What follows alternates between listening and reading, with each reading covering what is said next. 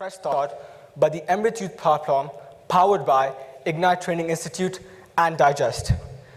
But firstly, what is the Emirates Youth Platform?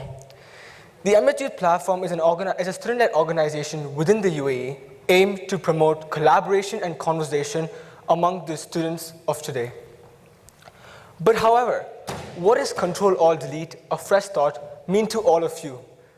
To some, it may mean just a few keys on a keyboard. To others, a new perspective. But to some, a time to reevaluate and reboot.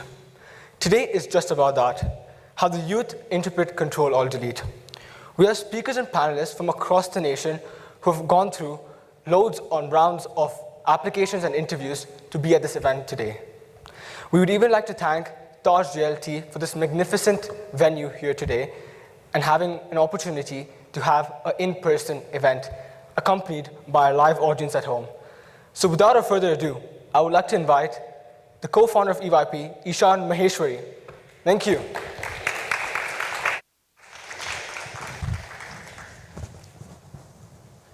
Good afternoon, ladies and gentlemen. My name is Ishan Maheshwari, and as co-founder of the Emirates Youth Platform, I'm delighted to be standing in front of all of you today for our first event, Ctrl-Alt-Delete, a fresh start. Krish, Baraj, and I first met each other in 2018 during an international competition, and in that time, we instantly became friends. That was 3 years ago, and throughout that time, we maintained and stayed in touch despite all of us now being at different schools. And yet, something that we all felt was that there was a lack of such a platform dedicated for students in the UAE, a platform where students from different schools can get to know each other, just like how the three of us met, a platform where students can discuss topics of global significance with each other. Therefore, with our vision in mind, we formed the Emirates Youth Platform with three core ideas: collaboration, content, community. We have a simple purpose: to promote conversation and collaboration amongst the youth in the UAE. Starting with just us three, I am proud to say that now we have recognition, ambassadors, applications from over 25 educational institutions across the UAE, as well as having recognition from the KHDA itself. As the future progresses, we only hope to see the student network increase in numbers. And with that, I'd now like to invite our co-founder, Bharat Singh Kohli, to the stage.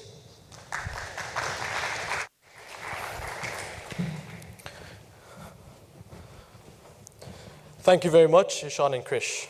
Good afternoon, ladies and gentlemen. My name is Bharat Singh Kohli, and I'm proud to present myself as one of the co-founders of the Emirates Youth Platform. To speak more on the event itself, we will be having one main speaker and four panelists, ranging from the topics of world markets, environment, social inequality, technology, and of all, mental health.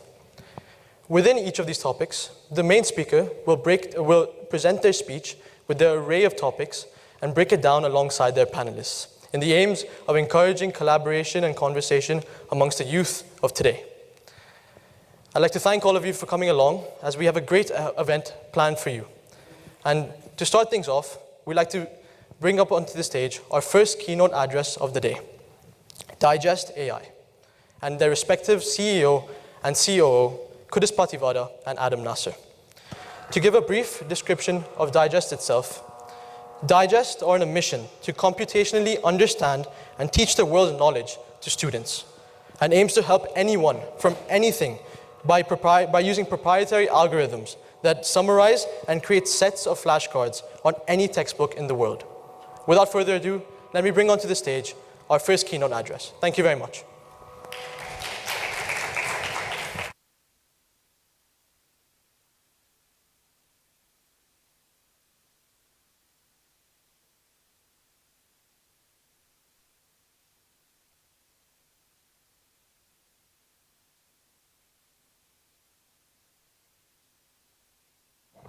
Scrolling through your phone, every click, every text, every search, every online interaction is a data point that is captured, categorized, and stored amongst the other 44 trillion gigabytes of data generated each year, more than the amount of stars in the observable universe. Connectivity has catalyzed the volume and complexity of content creation.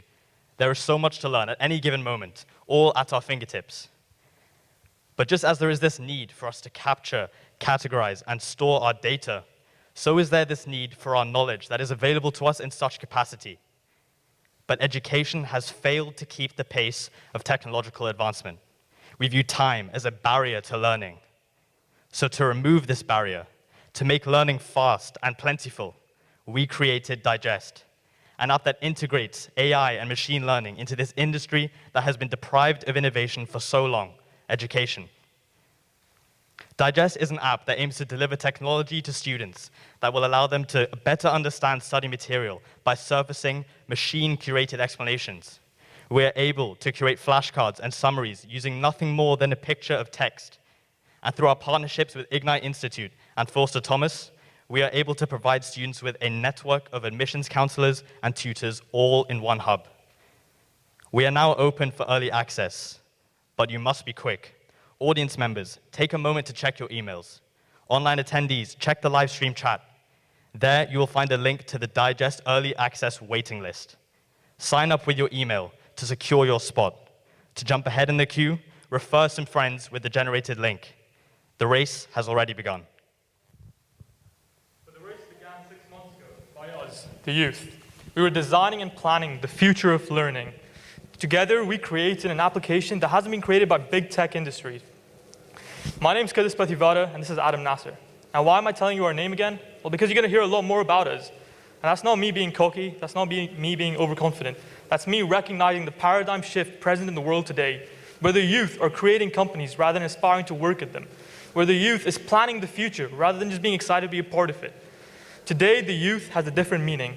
While in the past it was a word used to undermine or exemplify the lack of ability, today it's used as an advantage. The youth has an edge over the rest of the world because we're part of the future. 10 years ago, the saying was, we should develop solutions for the next generation. Today, it's this generation that should create the solutions. 8 years ago, I was in my first investor meeting. I was pitching an idea for a grocery delivery app. I was laughed out of the room. Today, the world's billionaires and biggest funds are excited to invest in our company because not only are we youth, but we're creating something that nobody has imagined to create because we are who we are. Being a child, being a teenager is no longer a disadvantage in today's world. It's an advantage. There's so much information available for us to consume that Digest aims to filter that information in a way that's unparalleled. Now, we're creating something that nobody else has so far, and we're excited to do it. But it's not about us, it's not about you, it's about legacy. So I look forward to seeing what you guys have to say today. Thank you.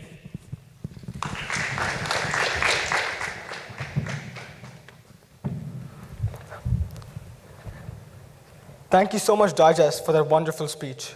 Now we would like to call upon our second keynote speaker of the event, Mr. Monish Ahuja, founder and CEO of Ignite Training Institute.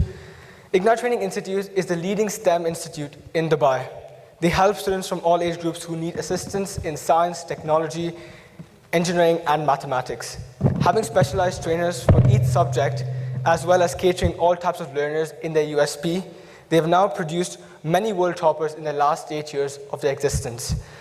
They specialize in programs of IBDP, IPMYP, A-levels, and IGSC, covered for all subjects.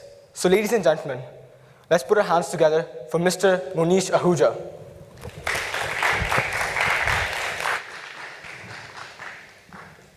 Thank you, Krish, for that wonderful introduction. Hello to everybody, and at the onset, I would like to congratulate every one of you for setting up a beautiful youth platform, which is very much required in today's day. To be honest with you, I'm not here to promote my company. I'm here to tell you about 3 life lessons that I've learned on the journey to creating a multi-million-dollar enterprise. So let's just dive into it straight away. The first and the most important lessons I've learned is embracing change. Now, you've all heard that change is the only constant, right? You've heard COVID-19 has changed the entire business dynamic everywhere. Technology is changing every time. That's not the change I'm talking about. That change is actually external. You have no input towards that change. That's happening anyways. But your ability to embrace that change is what will separate you from the others, right? Let me give you a small example. Everyone heard of Google Maps, right? Obviously, right? It's part of your life. It's changed the way we travel all across the globe. Now let's dive into the process of Google Maps. What does it do? It basically, what you do is you enter your destination. It gives you 4 or 5 route options. You select your route and you start traveling. Simple process. But obviously, you will make mistakes on the way, especially here in Dubai. You miss an exit, you take the wrong turn, and stuff like that keeps happening. What does that application do for you? Does it give up on you? It doesn't. What it does is it changes the route and makes sure you reach the final destination. So that's what you should draw inspiration from. What I'm talking about today is embracing change so that you can basically have a fixed final destination and yet keep making mistakes and taking different routes on the way. So the most important learning from this is have a destination, set a goal, have a target. I want to create a Fortune 500 company. I want to be the best doctor in the world. These are good targets to have. Life will automatically take you there. You will make mistakes, you will have different routes, but you will reach your end goal. That's the biggest lesson I've learned so far in my journey as an entrepreneur. The second lesson that I've learned is your ability to increase your risk appetite. What do I mean by that now? Risk is something that is inversely proportional to age. As you grow older, you start taking less and less risks. Obviously, you don't have so many years left in front of you to correct that risk, right? To correct the mistake. So at this young age, the best thing you have in front of you is your ability to take a risk. Let me tell you a small story. I took my first risk when I was 17 years old, way back on 20th of March, 2004. I decided after high school, I'll take a gap year. I'll prepare for something called the IIT JEE examination. It requires you to prepare for 12 months, 365 days, for about 14 hours a day. That's about 5,000 academic hours in a year. You need to do that and write an exam at the end of it. So I started preparation in March of 2004. My examination was in April of 2005. That exam is cleared by about 0.5% of the applicants. So 1 in 200 people clears that exam. It required tremendous dedication and risk for me to actually give up that year and try and make myself capable of attempting and passing that examination. But life's not straightforward, right? The exam was scheduled for 15th April 2005. On 9th April 2005, I was diagnosed with a disease called hepatitis A, which is an infection in your liver, which pretty much renders you useless for 2 months. And after taking a year, after putting in 5,000 hours of preparation, I couldn't even write the exam. So that risk at that moment felt like it didn't pay off. It was not worth it. But that's not the truth. 2 months later, when I got out of bed, I thought about what I want to do. And the first thing that came to my mind was that I want to make a company of my own. The other thing that came to my mind is that I've just now put in 5,000 hours of preparation in mathematics, physics, and chemistry. I need to use this. This can't go to waste. So what I decided was that I'll enroll myself into a business management program, a BBA. Most of you know what a BBA is. I'll learn the specifics of business from there, and I'll start tutoring kids so that I can, at the end of the day, create an education company. That day, Ignite Training Institute was born. And here we are today. So that risk did not pay off in terms of me becoming an IITian, just like my elder brother is. But that risk paid off in me creating a company which is heading for immense success in the near future. So risk-taking ability is really, really important. Without taking a risk, you will not be a successful entrepreneur. Point number 3, and probably the most important point again, is build relationships, build friendships, right? You guys are 14 years old up to 18 years old. People who are watching at home as well are young, are the youth of Emirates.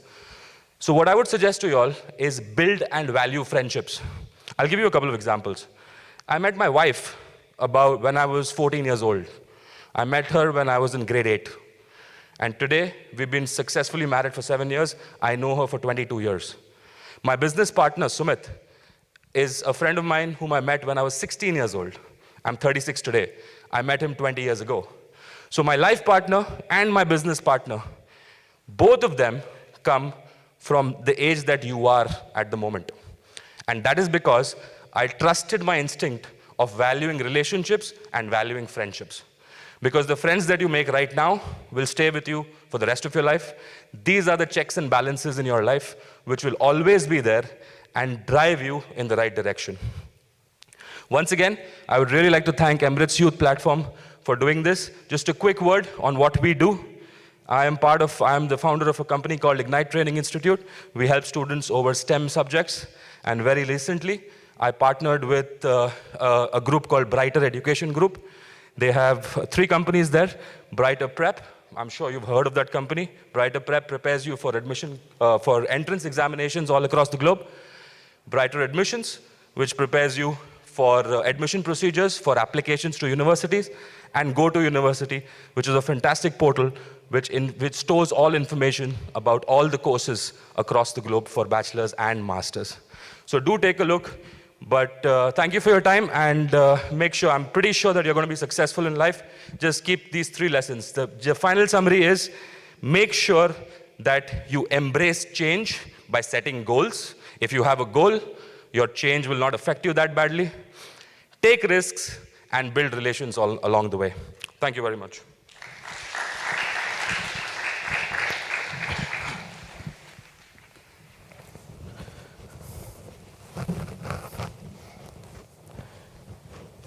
Thank you very much, Mr. Ahuja, for your brilliant insights for the need of motivation for the students of today. Now it's time to kick it off with the students' speeches and discussions of today. And to start things off, we'd like to bring onto the stage the environment team. The environment team have been working very hard on making sure to cover all aspects of the ever-changing world of the environment and what we as the youth can do to combat its ups and downs.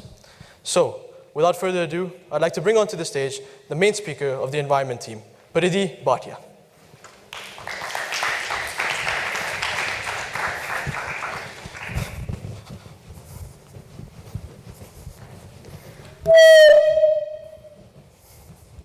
A few days ago, I surprisingly woke up early enough to pick up the newspaper from outside my house. The front page had a huge article talking about the trends in plastic usage. The ironic part was, however, that this newspaper advocating a decrease in plastic use was in fact itself covered in a one-time use plastic. Now, we often see this tendency of people advocating one thing and then going ahead and doing the complete opposite. What we really need is a fresh start. To press that Ctrl Alt Delete and rework our way into a sustainable usage of plastic in our community. So let's begin fresh. What really is plastic? It's anything that can change its shape. Plastic starts out soft and malleable and then can be dried into the desired shape. The plastic we commonly refer to is a synthetic substance made out of natural gas, salt, and crude oils. The reason it's so harmful is due to its property to repel water and leach. Plastic attracts other petroleum-based materials that then break into tinier and tinier pieces called microplastics. Small fish eat that microplastics, causing biomagnification as it passes along the food chain to reach the final consumers, us, humans. Next time you are all headed out for a fancy meal, be sure to try out a fresh salmon curry topped with a garnish of plastic. Or if you're vegetarian, I'm sure you could just have a leafy green salad grown in your favorite plastic-flavored soils. The biggest question, in fact, is what role do we play as the sources of these plastics and the government agencies in regulating the flow of these materials into the waters? Because microplastics remain in the ocean with their toxins forever. Another thing just as hazardous is emissions, the harmful gases released from vehicles and transportation. On average, a car releases 5 tons of carbon dioxide. And those fancy cruises that we all want to go on release the equivalent of around 1 million cars in a year, 1 million. And this carbon dioxide remains in the air unless we incentivize the plantation of trees and increase our forest cover. Due to the emissions, the average annual global temperature has already risen by 1.5 degrees. So, sea levels are rising, glaciers are melting, and low-lying landforms are in serious danger of being underwater. But what we fail to realize is this can all be prevented only if we increase our afforestation and also by reducing our impact on the waters. So, what role do oceans play whatsoever in the greenhouse emissions in the air? Well, the green plants found below the water actually take in 50 to 80% of the total carbon dioxide. And tiny microorganisms called phytoplankton release 20% of the total atmospheric oxygen, which is more than that of all tropical rainforests on land. Adding on to the importance of oceans, we have been recklessly clearing the very thing that sustains life on Earth. On average, we have 46% of the aquatic life that actually die due to being entangled in fish nets. Around 650,000 marine animals, including dolphins, whales, and sharks, die every year due to fish nets. Furthermore, the Great Pacific Garbage Patch actually has 46% of wastes only from the fishing industry. How many of you saw that recent Netflix documentary, Seaspiracy? For just 10 to 15 tunas, so many dolphins are killed. So many more are captured and thrown into captivity just for the performance of live shows at marine parks like SeaWorld for the entertainment of all of you. We are standing here talking about sustainability and saving animals, and yet continue to throw them into captivity, continue to destroy the very life that they should be having, all for 3 minutes of clapping and occasionally getting splashed at front row seats of marine parks that promote captivity. And as we get closer and closer to animals, not just the aquatic life, we further our chances for pandemics. So by eating animals, not only are we reducing the biodiversity, but also increasing the incentive for infectious agents like protozoans to pass from the host animals into our bodies, causing more viral outbreaks. In fact, the COVID could have easily been prevented by switching to more vegetarian-based diets. But as the pandemic has been on a high red alert this past year, due to the recession and the rapidly declining economy, as well as due to the environment, with the disposal of masks and contaminated biomedical wastes, it has, on the plus side, allowed for the free movement of animals that were once in hiding. While humans are under lockdown, something zoo animals face on an everyday basis, it has been an incentive for the environment to regenerate without that looming threat of excessive pollution. And while we reflect on our actions inside our houses, it has promoted sustainable growth. The truth is, in fact, that the environment can easily flourish without us. It's we who need those magnificent trees and pristine waters, without which we will get extinct in a few years.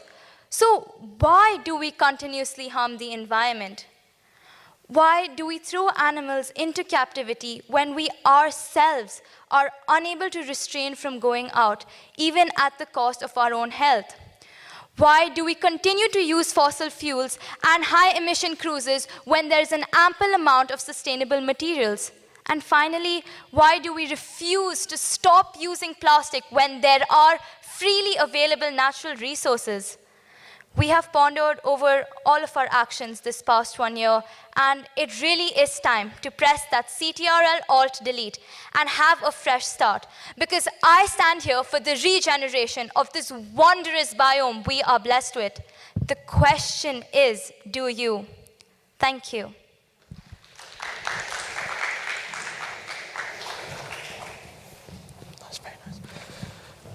Thank you very much, Piridi, for your wonderful speech. Now I'd like to bring onto the stage the panelists for the environment team, starting with Georgia Lombardi, Sufyan Al-Alami, Saisha Suri, and Aman Siddiqui. Please bring a warm round of applause for the panelists.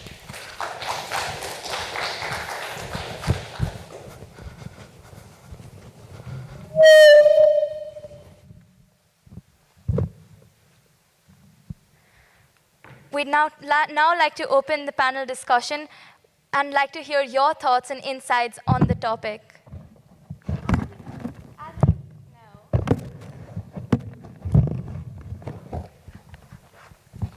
As we know, COVID-19 very likely emerged due to the invasion of the bats' natural habitat, where we selfishly entered their environment.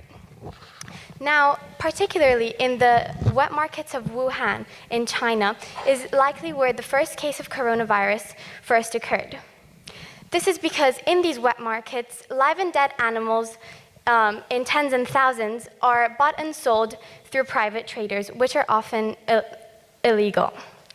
After such a hectic and what we could consider chaotic year, it is vital that we, in fact, do not forget or Ctrl-Alt-Delete about our planet. It is necessary that we Ctrl-Alt-Delete our destructive actions towards our planet and put our best foot forward to face climate change. Our world has existed for over 4.5 billion years, and throughout this huge amount of time, organisms have managed to coexist in what we could call peace and have evolved successfully to what we know of them today.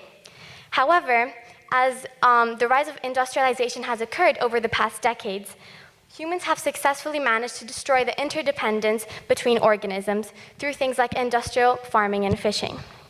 Now, I would like to shed light upon the dangers of human contact with animals, as well as how destructing their natural habitats contributes to the outbreak of viruses. An example of this, of course, not only COVID, is the mad cow virus, which occurred through the contact of humans in cattle farms, or even viruses that occurred through birds, such as salmonella, chickenpox, or avian flu, all occurred through the direct or indirect contact with humans and animals.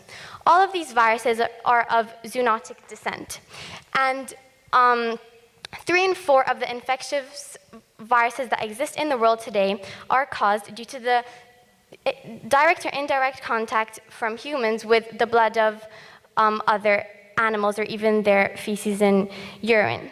Now, one of the main problems is farming. Due to the rise of the most recent industrialization in the past years, we have successfully managed to deforest 70% of the Amazon rainforest to provide space for cattle farming. Now, not only is this destroying the cattle population, but it is also impacting our environment, as through the destruction of these forests, we are no longer able to absorb the carbon dioxide in the atmosphere, which obviously contributes to climate change. The problem with this is that we've had elevated levels of economic growth over the past decade, and one side effect of that are the negative environmental externalities that we face as a result. And as our environment has thrived and our economy has developed and technology has emerged, our environment has been damaged to a substantial level where it's almost irreversible. The one major thing that we could look at now is with COVID-19, the exact opposite has actually happened, where our economy has halted, we've experienced a recession, but our environment has actually had an opportunity to breathe. Flights were halted, carbon emissions fell, and our environment, we could actually see it healing and developing to a point where we had a point where it's a clean slate and we could heal it forever. One important thing to look at now is that how can we move forward after facing this recession through not damaging our environment? As vaccines are getting dished out and flights are being taken again, we have to make an active effort now that the economic growth that we face to try and offset this recession does not have the major environmental externalities and the major environmental side effects, which will help us develop as an economy and as a whole planet. We could look at entrepreneurs manipulating the supply chain management. We could use clean energy like nuclear, solar, hydroelectric. And we have to look at the government's use of tradable pollution permits and carbon taxation, so we could offset all of this dangerous environmental chaos that we're enduring through economic growth and through healing our economy at the same time. It's now where we can make an active effort to change. Like Georgia mentioned, you have the pervasiveness of the commercial farming, of intensive fishing. How do you think that we can sort of minimize and curtail the impact of that? Because as easy as it is to say, you know, go vegan, go vegetarian, we know that the food options are a little bit overpriced in comparison to the meat and dairy options that we have. What do you think can be the most sort of feasible way to overcome that and be on the path towards more sustainable and environmentally friendly consumption from us as consumers? I completely agree with the majority of people saying that they can't actually lead a plant-based diet. However, I do agree that humans, since their existence almost, we've had a both plant and animal-based diet because we are omnivores. However, I'm not saying that we should stop eating animals. It is only from the past decade that we've truly demolished our environment almost through the intensive industrial farming and industrial fishing. So I'm not saying that we should stop eating animals. I'm saying that we should stop treating animals in the way that we are, and we should stop extensive farming and extensive fishing that truly will lead to the end of human existence on Earth. Some excellent points mentioned, and I really appreciate that, because when it comes to making change with the environment and making sure people are adopting sustainable practices, it isn't just one discipline we're tackling. It is not possible to just go out there and talk about saving the environment and how it's better for everyone, whether it's for humans or whether it's for the different biomes or whether it's for other life organisms. There are several other factors that have to be considered for change to be realistic and for change to be sustainable. Since we know that vegan options cost more, when we go out and talk about the environment, we also address economics with it. We address religious factors with it. We address social factors. We have to look at cultural implications. We have to look at what's available in a particular society, whether the alternatives are going to be feasible for them, and multiple other factors. So really, considering the multidisciplinary nature of the field is also very important.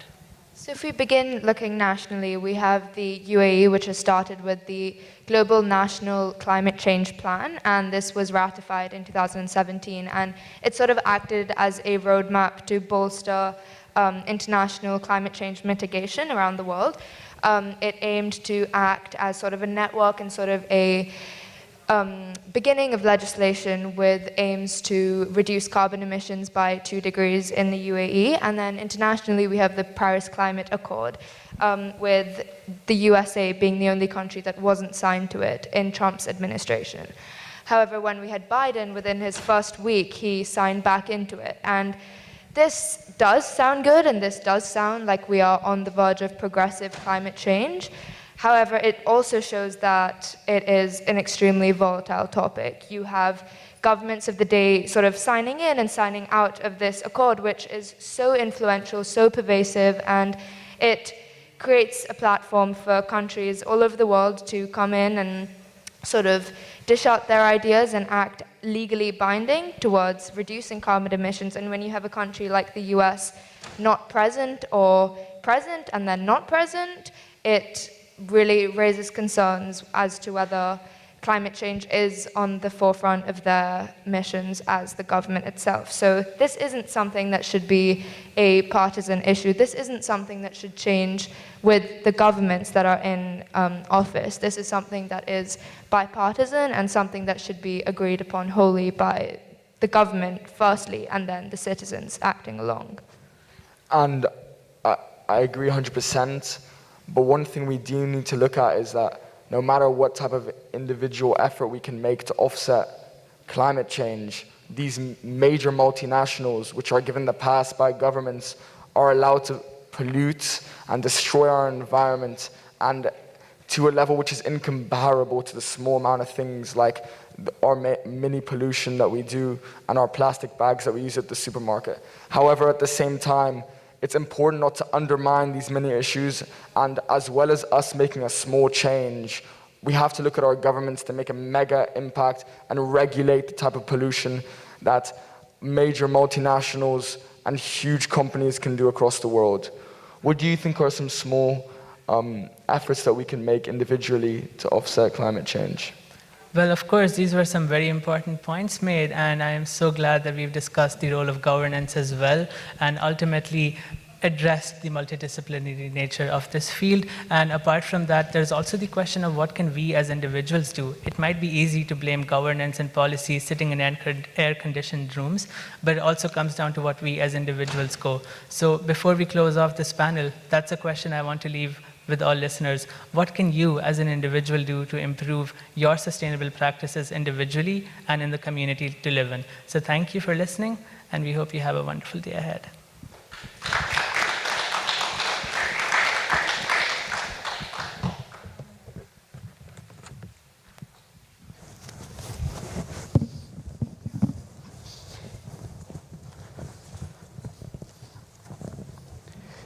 Thank you very much to the environment speaker and panel for elucidating not only the plethora of environmental issues that exist today in the world, but also how it affects the global and wider community. We now move on to the topic of world markets, from foreign relations to digital currencies. The last few months in the world has witnessed a significant shift in not only the growth of markets, but their very nature.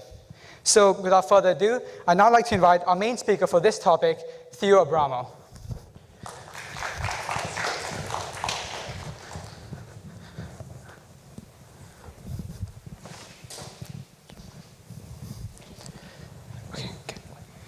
Political economy is what shapes our world.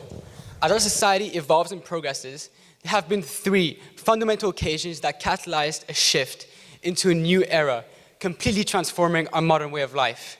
A shift that created a clear gap between the countries who were able to adapt and those who weren't. A gap that can never truly be filled. These three fundamental occasions are referred to as the industrial revolutions, generating significant changes in the balance of power, international competition and cooperation, and most importantly, our global markets. Now, these can be summarized in phases, beginning with the creation of steam power, which completely transformed our economy, creating a sectoral shift from agriculture to industry life. We went from economic systems being based on agriculture and handicrafts to large-scale manufacturing, completely changing the way society operates. Now, don't get me wrong. This new technology made industries infinitely more productive and efficient, but at what cost? You see, the first industrial revolution happened almost 170 years ago, and we are still fighting for some of the problems it created, like poor working conditions, poor living conditions, low wages, child labor, pollution. Then, we advanced the second industrial revolution of electricity, telephones, and mass production of goods, bringing about the arrival of the digital revolution with electricity, personal computing, mainframe computing, and of course, the internet. And that created a whole new set of problems of its own, from energy consumption to cybersecurity. In the near future, we will encounter yet another industrial revolution, powered by the digitalization of our financial system. This revolution is the fusion of technologies between the physical, biological, and digital spheres. And to an extent, COVID-19 accelerated this shift. Now, let me explain. Whilst this is true, COVID-19 pushed the world into a recession. It completely transformed the way we use the internet.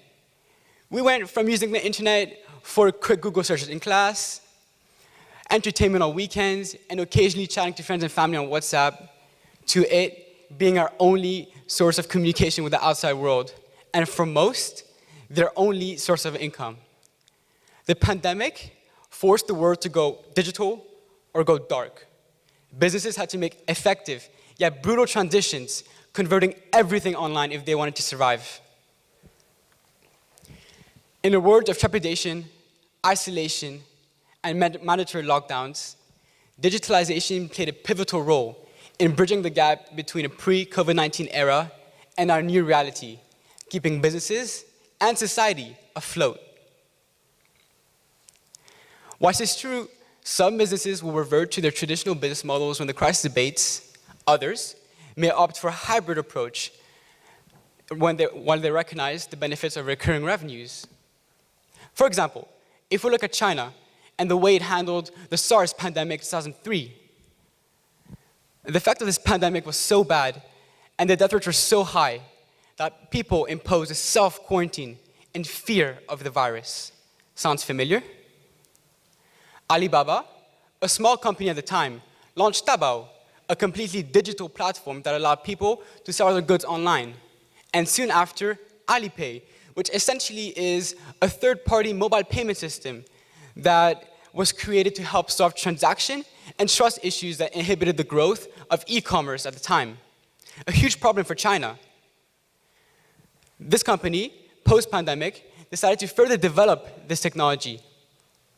It is currently worth $500 billion and is one of the leaders in the shift to digital payments.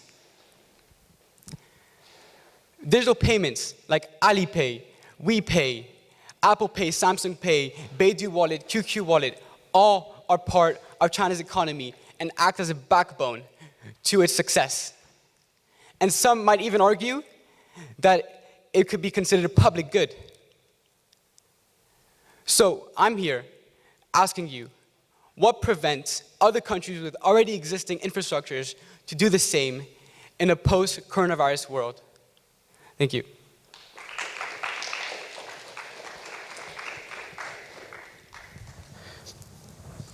Thanks to you.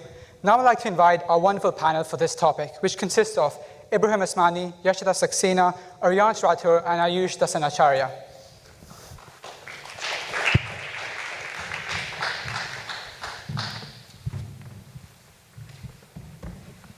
Hi everyone. So we'd like to begin our panel discussion with our first question, which is why are other nations with already existing infrastructure not able to do the same as China, which is digitizing their economies to the same extent as China in a post-COVID-19 world? Well, in my opinion, the first reason is comfort. Everybody's already comfortable with the existing payment structure with physical money. It'll be very hard for people to transition into a digital economy and will require a lot of money and a lot of input from governments. People simply aren't prepared to put in the effort that is required to make this transition, and thus will cause them to falter. I'd say another thing that limits people from going digital or dark, as Theo said, is infrastructure. As in, you look at low-income countries in Africa, not every single grocery store has a digital payment system. And that hinders them from being able to accept payments, via people's phones. And comfort is obviously a really big thing. I mean, you walk around, you've got 5 dirhams in your pocket, you're able to pay for your McDonald's. And that smoothness is something that can't be replaced really easily. Yeah, I think for countries that already have the infrastructure, the main thing is culture.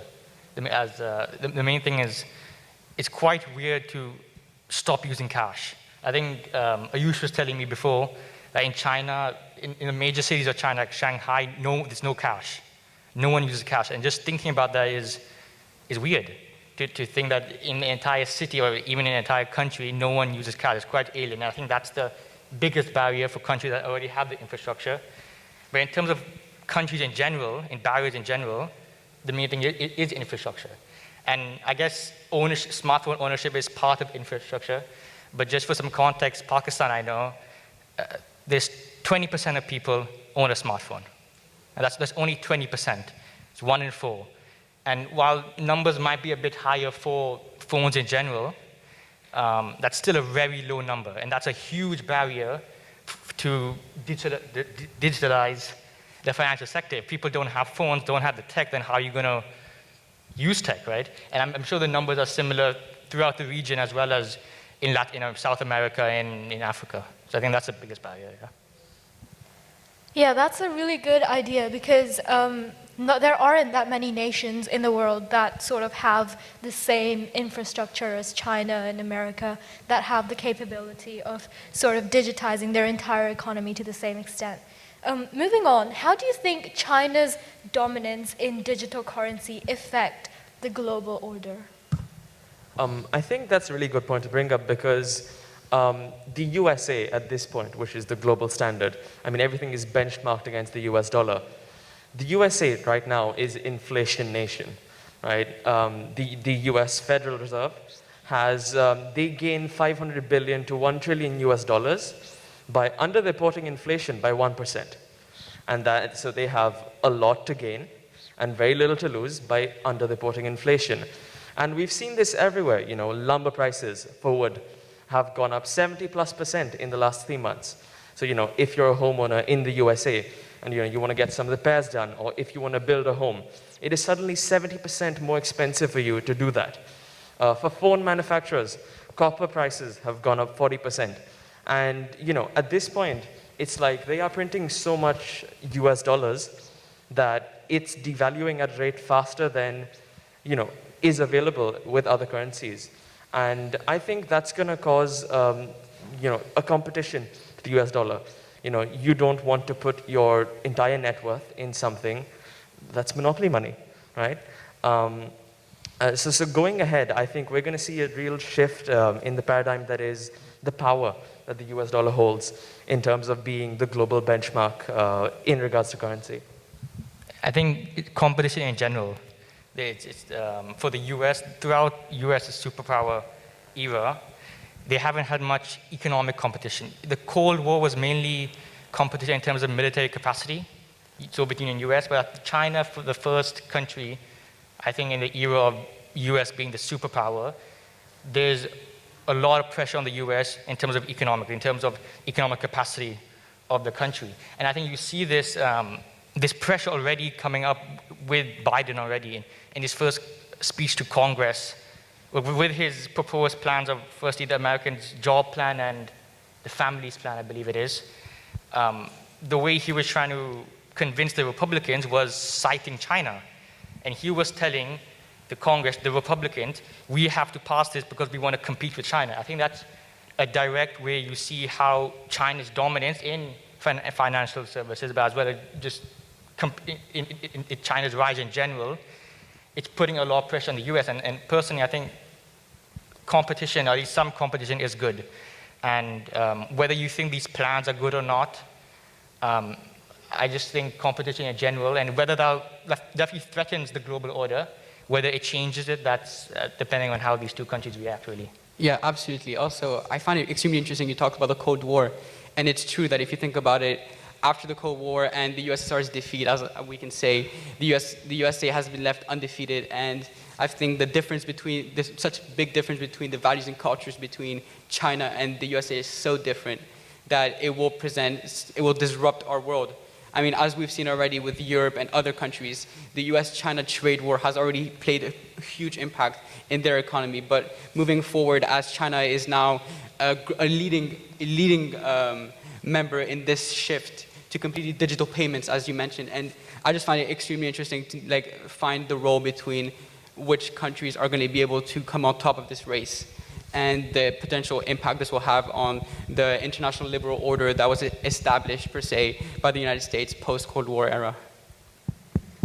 Yeah, I mean, we've already seen how a lot of people have been investing in cryptocurrencies like Bitcoin and Ethereum from their skyrocketing share prices over the past few months, and how they're moving from investing in the more conventional like gold or just US dollars to cryptocurrencies.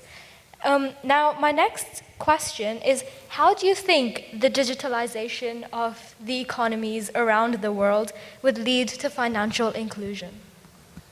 You know, Theo said it best, go digital or go dark. I think we've seen this reciprocated across every single asset class, every single market you can think of. The Federal Reserve is keeping rates so low that, you just don't want to keep your money in a safe place anymore. Because you are losing money since inflation's higher than the interest rates are.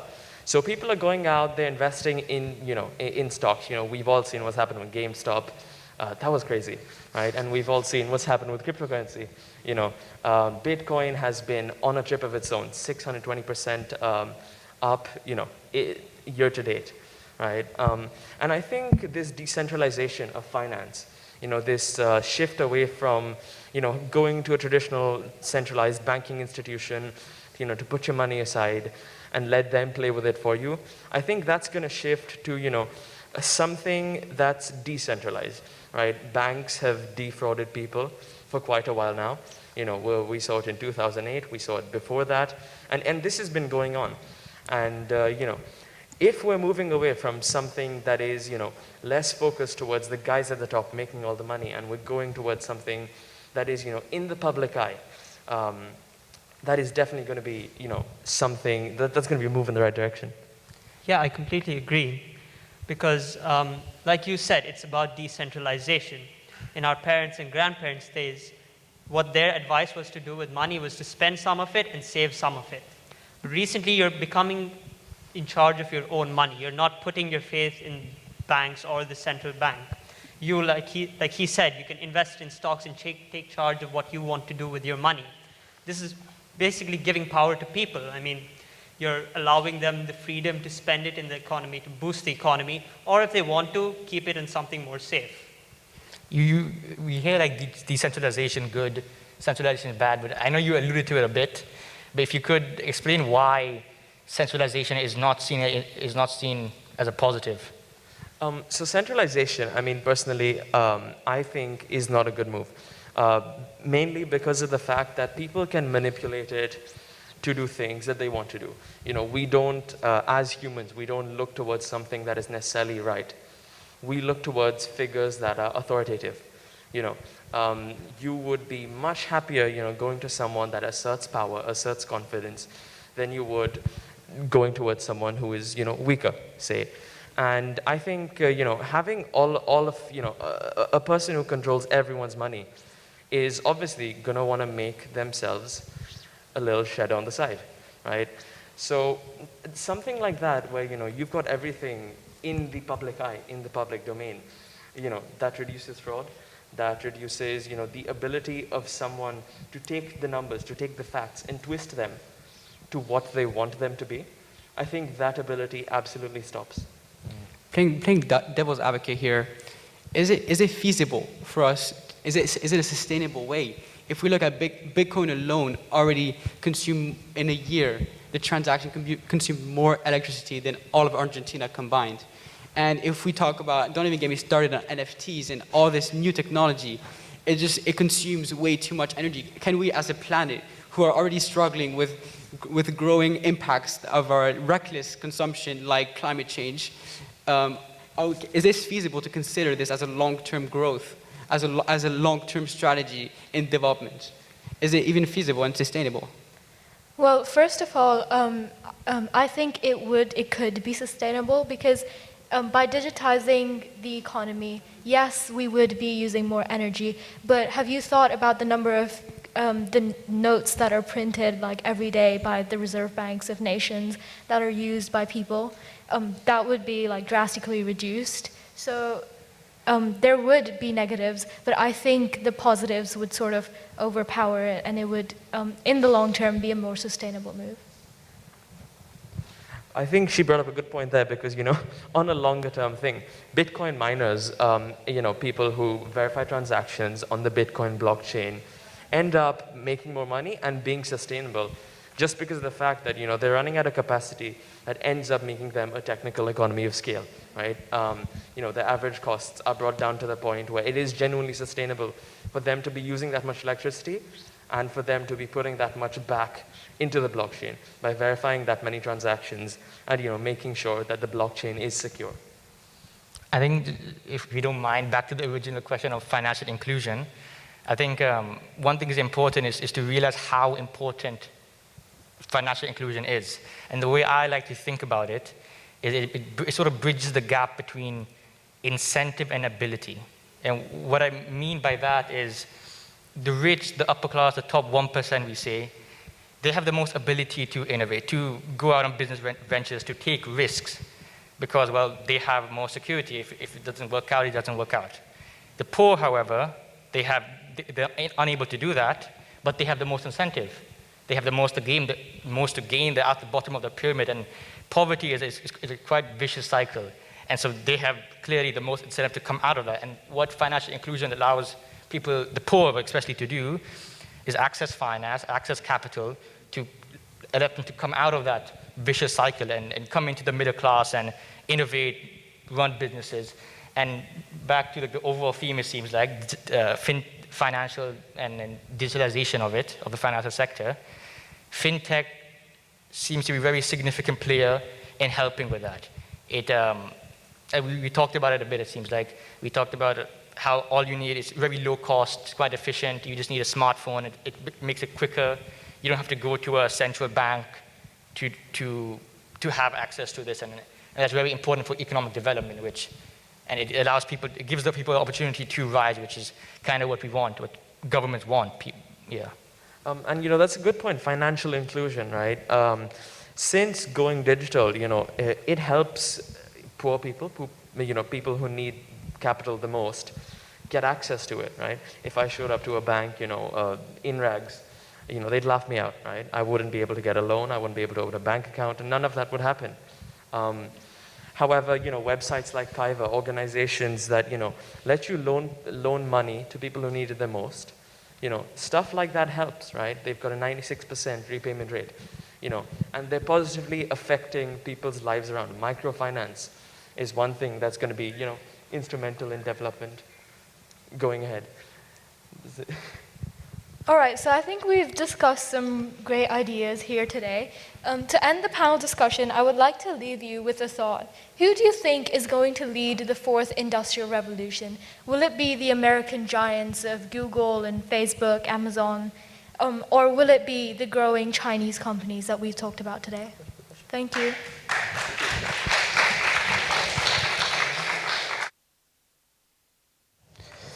Thank you to the world market speaker and panel. You all were very insightful in your different analysis of the different areas within world markets. So thank you very much for that. So far, we've had an excellent afternoon hearing about topics from entrepreneurship to environment to world markets. We'd now like to take a short 25-minute break, after which we will resume the event. Thank you very much.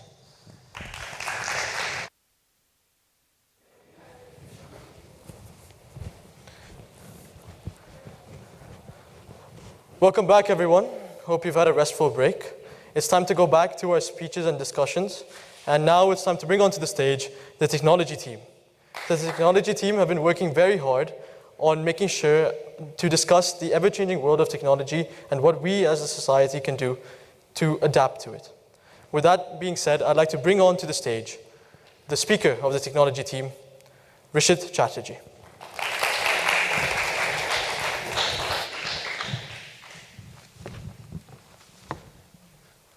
Ladies and gentlemen, the world is different.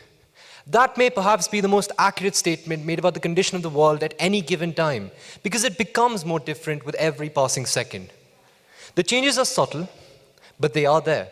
The world when I begin saying this speech may seem the same as when I finish saying this speech, but in that short span of time, we've already taken several steps towards the future.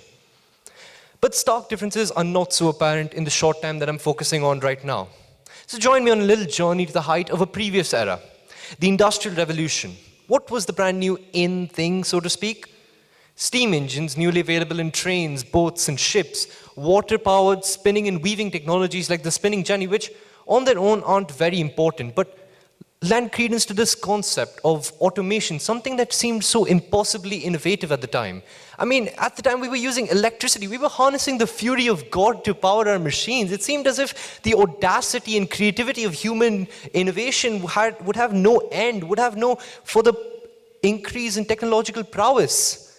And yet we shift back to now and see a stunning change.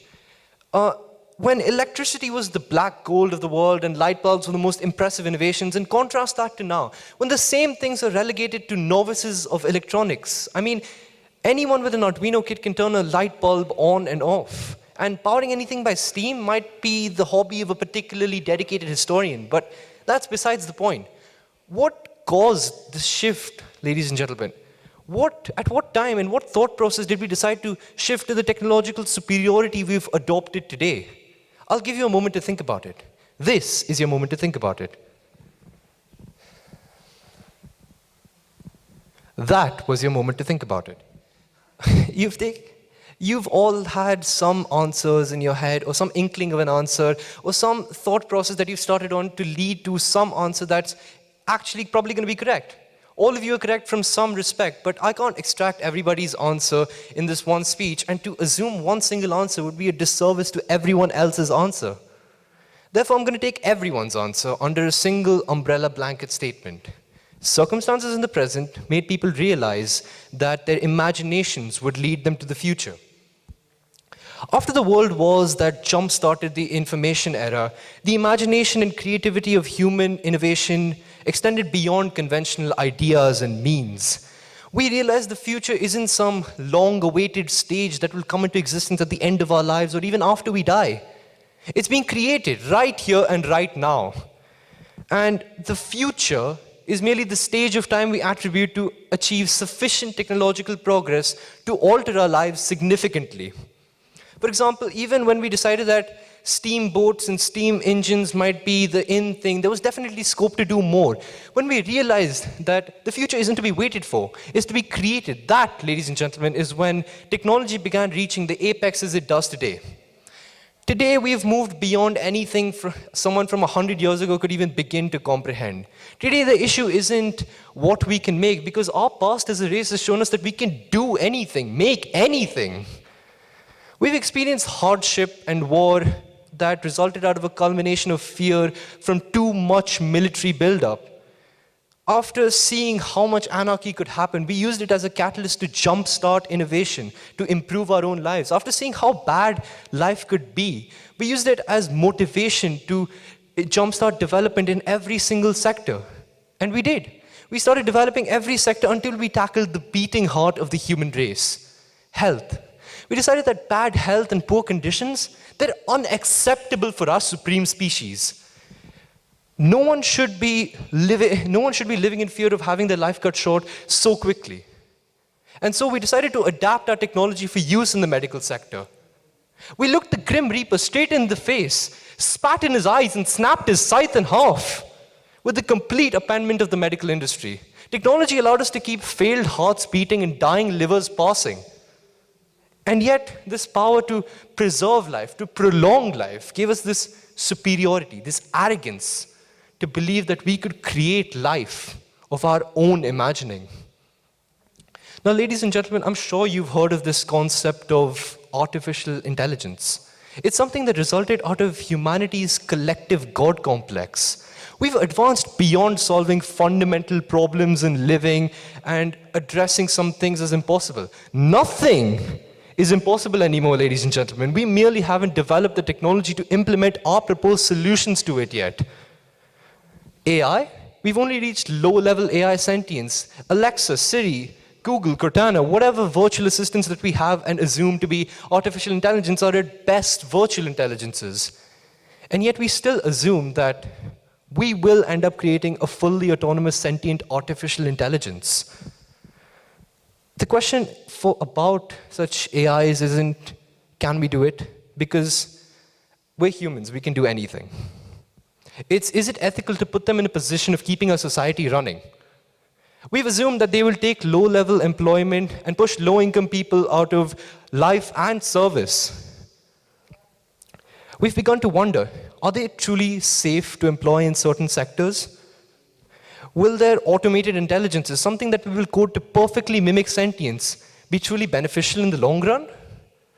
We've seen disappointing results of bias, of discrimination in algorithms, particularly in medical informatics, as well as in AI-manipulated stocks and finances. Let me give you the example of Compass, Correctional Offender Management Profiling for Alternative Sanctions, a system that decides whether you're more likely to commit a crime based on your racial peers' actions and your economic peers' actions.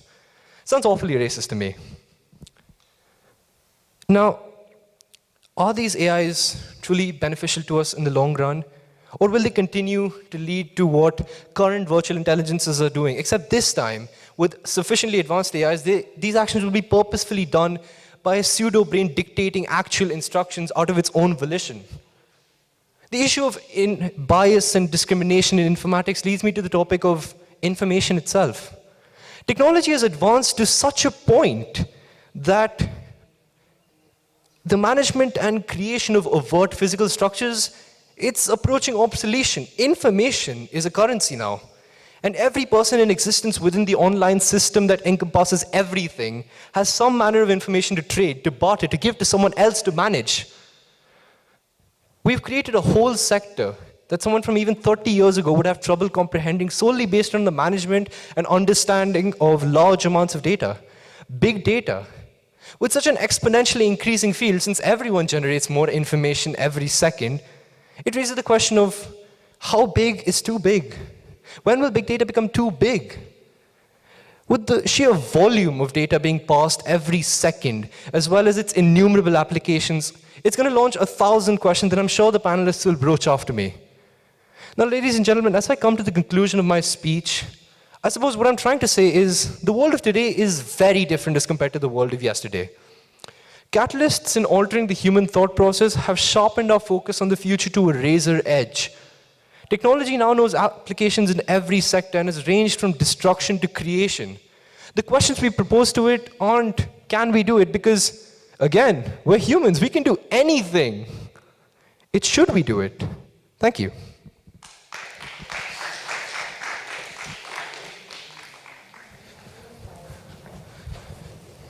Thank you very much, Rishit, for your wonderful insights on technology of today. With that being said, I'd like to bring onto the stage the panelists of the technology team, starting from Ajay Kumar, Ishita Trivedi, Nanaki Singh, and Ravleen Kaur. Thank you very much.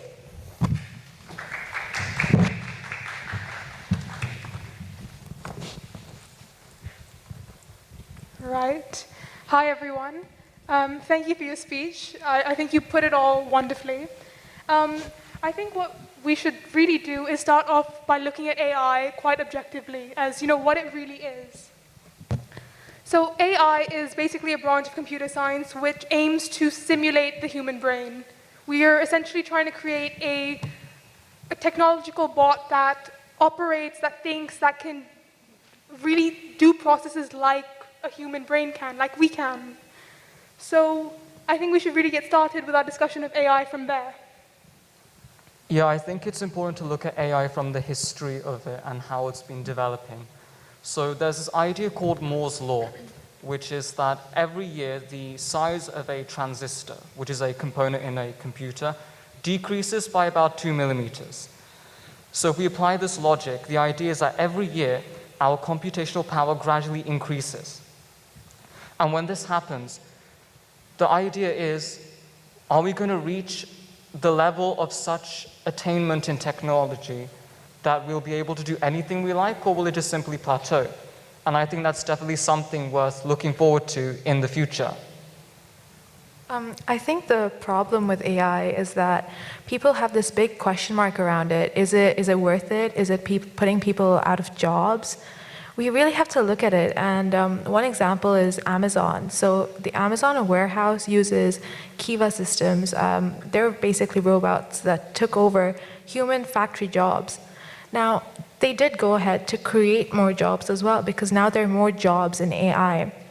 But now those low-skilled workers don't have their jobs that were vital. And you really start to think that because someone doesn't have an education, they don't have a job anymore, and the people who do have an education have a job. So there's this question mark that never leaves our mind about it. Like, who are we trying to save here? People who have jobs because of these systems, or are we feeling sympathetic for those who don't have their jobs?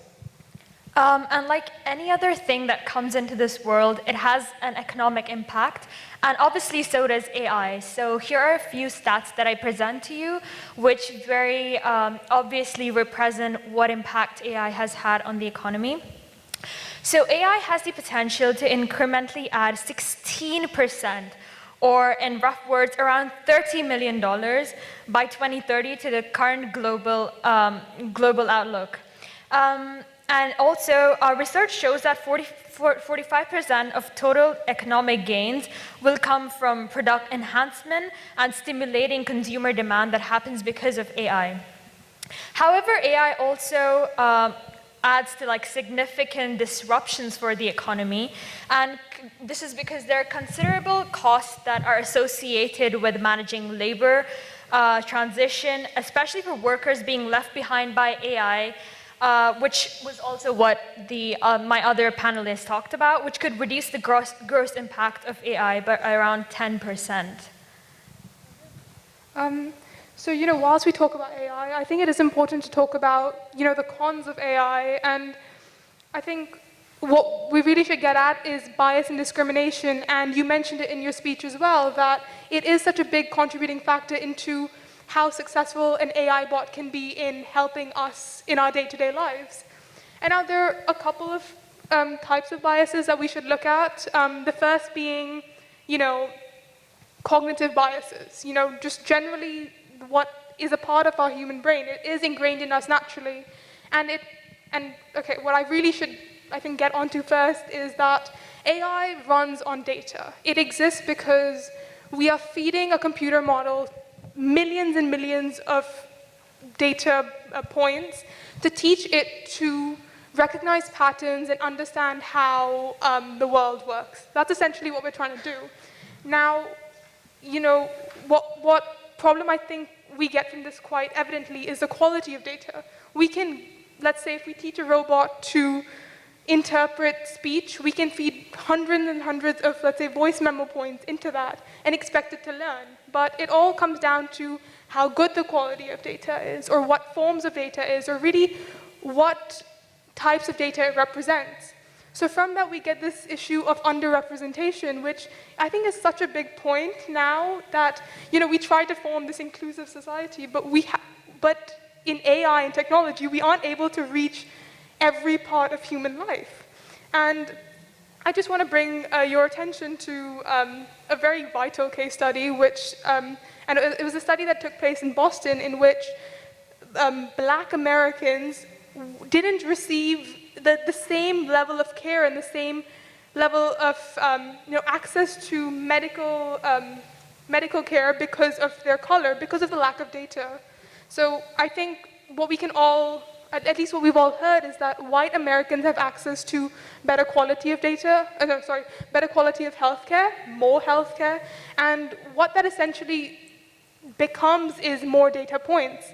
So when we're training a model, we're training it, to work in some healthcare environment. We get a lot of representation from a white population, but Black Americans who don't have that access, who are poorer, who lack the ability to access medical treatment, they don't form data points. So when we're creating a model, there's a lack of representation from minority groups, Black Americans in America. So what actually happened was Black Americans were denied kidney transplants because of their race, because there wasn't enough representation to teach a robot to sort of understand that, okay, there is another form of human, or of a different race. And if we want to make AI the future, if we want it to represent the entire society, that is something that is a big concern. We need to definitely address the issue of underrepresentation in society, of data points.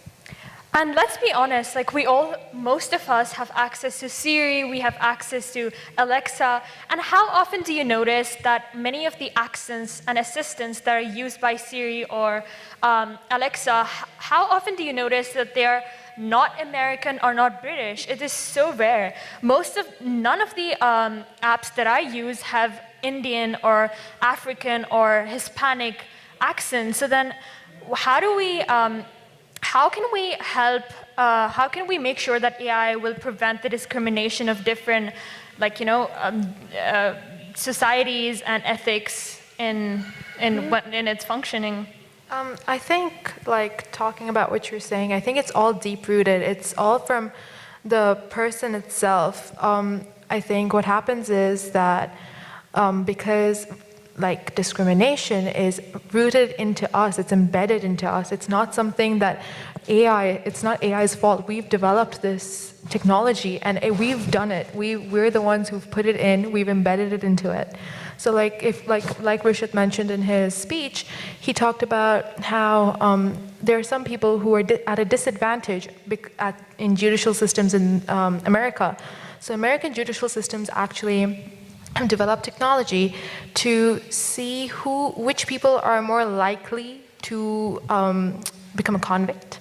So this technology shows that African Americans are 2 times more likely to be detected as a convict or a possible convict. And I think it's because us as humans, we have this racism that's like embedded into us.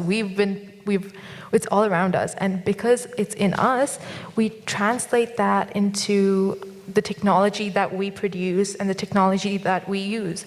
And that's again like the data points that you were mentioning. And I think to actually be able to reduce it in AI, it would have to be that we have to start reducing it in ourselves before we can even try to reduce it in AI. Yeah. Sorry, I just want to bring up one more point. Such systems exist that are used in the judicial system, in the healthcare system, in so many industries. And they exist, they are in use. So who do we really blame? Do we blame an AI or do we blame the people who are developing the AI? It's we who develop AI, so we cannot blame AI because it's us who make sure that whatever AI is doing is part of our action and part of what we do in our everyday life. So whatever we do is inculcated in AI. It's definitely us to blame, for sure. I mean, if I could butt in here, AI, we've defined AI as something that it's independent life that we create, that the actual true definition of artificial intelligence, like while it's very underdeveloped right now, the future that we expect where AI could be doing wrong, could be behind most of the societal wrongs that we're tackling, it's made of its own volition. It's made of data that it's seen on its own and made on the pseudo-brain that it's been given. So wouldn't it be the AI's fault in itself because it's its own sentient entity? I think it's really important to point out here that we need to take a step back here and understand how this technology could develop in the future. So if we look at the history so far of humankind, we've noticed that there have been certain points of inflection where there have been drastic improvements in the living conditions and the quality of life, and we attribute that to the technology. So if we look at the agricultural revolution, the industrial revolution, and I think in the coming years we're definitely going to see another revolution wherein technology will reach new heights, and I think it's important that we, as the custodians of the future, we have to keep an eye out for that and make sure that we do it in a responsible and ethical and sustainable way. Yeah. You mentioned Moore's law a while ago, where every year the amount of data that we can use multiplies by 2. So, Rishit, you mentioned supercomputers and super AI, which basically is a human replica in computer form. Do you think it is possible we're sort of hitting that limit where we can't really, our computational power is really decreasing. So is it possible, do you think? Yeah, I think it's definitely possible. I mean, as Ajay said, that we're heading towards another sort of technological revolution. So even though our computational power might decrease or we might enter into a plateau, the future is unpredictable. We could have some humongous spike in our technological levels that say that, oh wow, now we can create super AIs, and it's well within our realm of possibility. Like if we can make sci-fi about it now, in 20 years we could probably make it in real life. Yeah, just to end it off, I wanted to bring a little bit of attention to big data and the problems with it.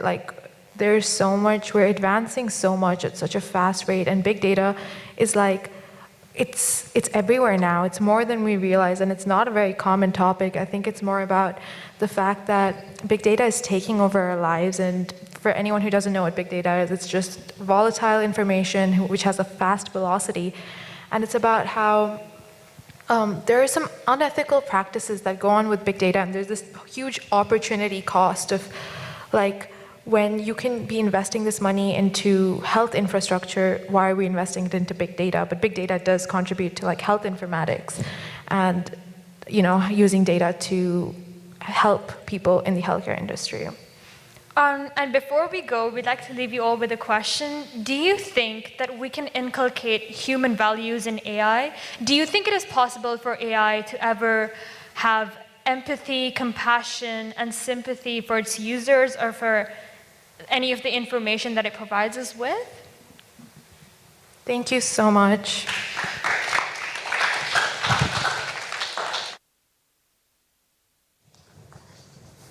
Thank you very much, the technology speaker and panel. Your points about technological shift and the discussions regarding specific technologies were very interesting to hear. Now we want to shift to another aspect encompassed by Ctrl-Alt-Delete. That is mental health. An often stigmatized topic, it has been amazing to see recently more people openly discuss it and recognizing the magnitude of the issues that exist, as well as how to deal with them. Without further ado, I would now like to invite our speaker for the topic, Anam Fatma, to the stage. Thanks, Anam. Thanks, Anam, for coming.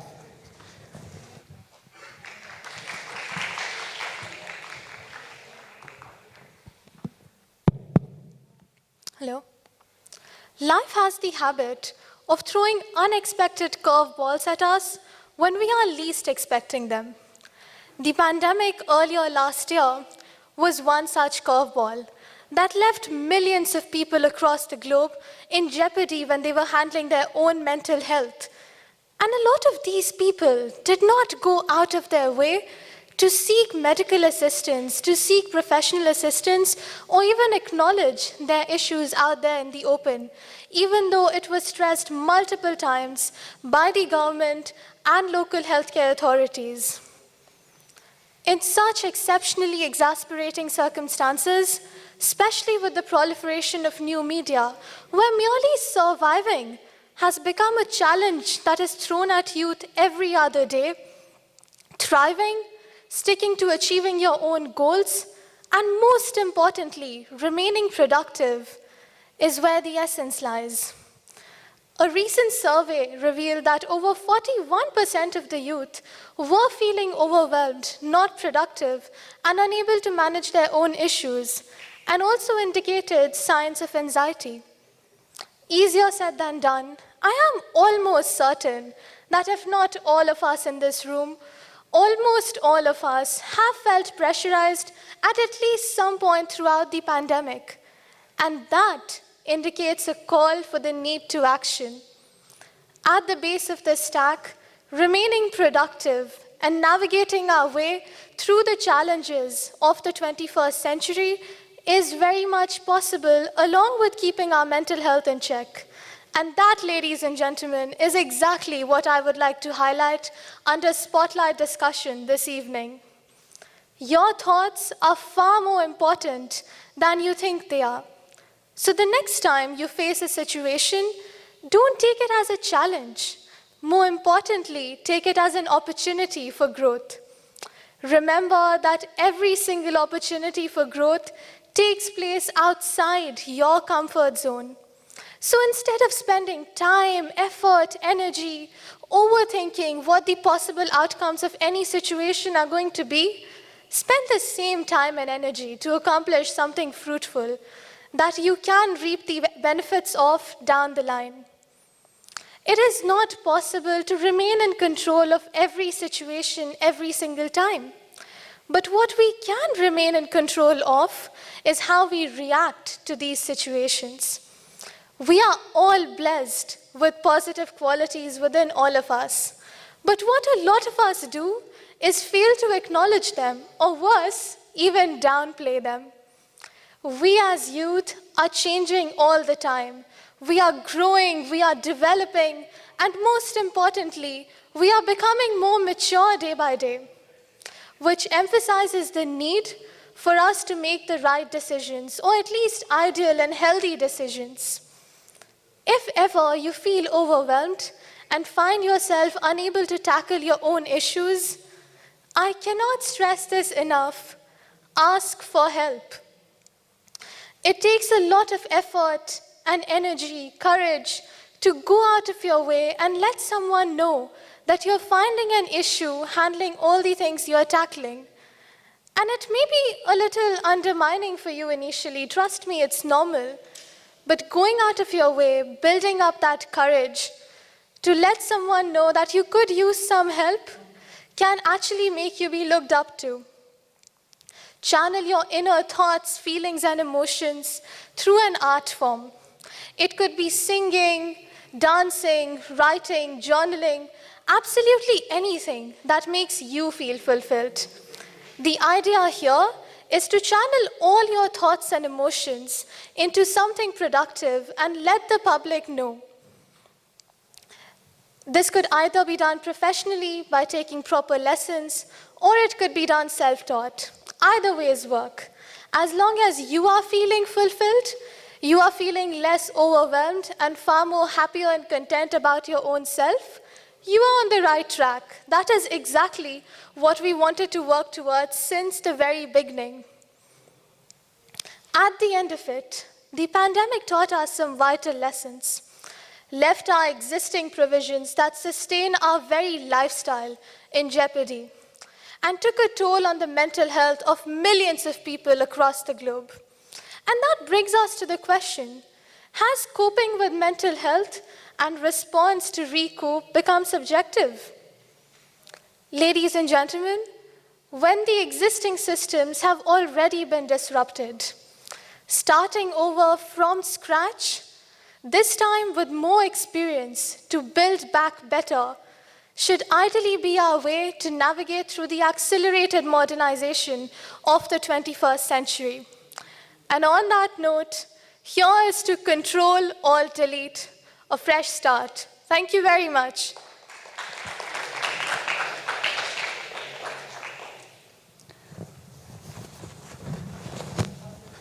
Thanks, Anam, for your insightful speech. Now I'd like to invite our brilliant panel for this topic, which consists of Anaga Rajesh, Amal Ashraf, Siddharth Gupta, and Nika Pur Mohammed.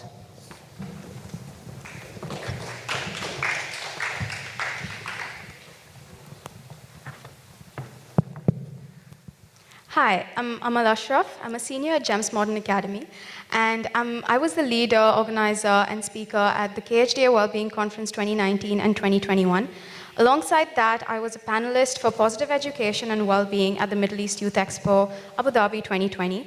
And I'm the director of Entrepreneurica, marketing mainly, which is a youth organization internationally that focuses on entrepreneurship.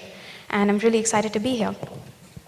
Hello, my name is Anagha Rajesh. I'm an undergraduate student at BITS Pilani. I'm the founder and CEO of Mind Champs, which is a youth-led organization that focuses on making mental health more inclusive and accessible. I'm excited to be here. Hello everyone, I am Nika Pur Mohammed. I am in year 10 at JES Dubai, and I am also very excited to be here and share this experience with you all. Hi, I'm Sid. I'm a junior at ASD, and I'm really excited to be here. Hello everyone, as mentioned previously, my name is Anam Fatima. I'm a finance major at the American University of Sharjah, majoring in Bachelor's of Science in Business Administration, also doing a double minors in Data Science and Economics. Amongst a few of my achievements, I am a TEDx speaker and the Director of Communications at the Miracle Foundation. We will now be proceeding with dwelling deeper into the topic of mental health and exploring the prospects of what can be done. So I think one of the most important points that Anam brought up is that so many people are afraid to speak about their mental health. This is because of the stigma surrounding the conversation starting mental health. I think one of the ways to Ctrl, Alt, Delete and start the conversation about mental health is to address the stigmas surrounding it. Thank you so much for bringing that up, Siddharth. I think when you think about the stigma surrounding mental health, you automatically think about the sort of stereotype around it. Well, there is a part of that, which I'm sure one of the panelists will elaborate on later on. It's more of not the people who are struggling, but the people around them. Not you, but some of us tend to label the people struggling with their mental health as toxic or attention seekers and don't take their problems seriously. And I think that is that mindset that we have to change. That is where the fresh start is required. And that's why people who struggle often struggle with opening up and talking about their mental health. because they think that someone else might be struggling more than them, which is something a lot of psychologists, a lot of therapists have to say when you look it up. And could you imagine how bizarre that is if someone simply considered mental health problems to be as physical health, and if you thought that, oh, I have a sprain, but a fracture is way worse, and so I will not be talking about my injury, I will not be seeking help from a doctor. That is how we should be considering mental health, because it's just as important.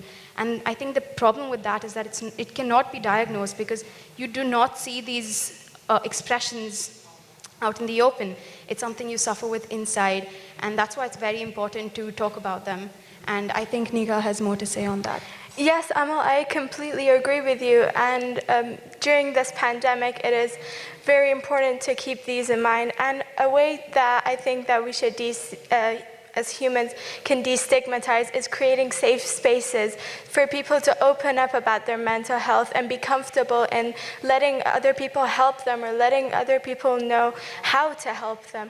And so for me, I don't know about you guys, but for me, a safe space can be with your family, some people you trust, some people who can give you guidance, or maybe it's a room that makes you feel calm, or a book where you can read it.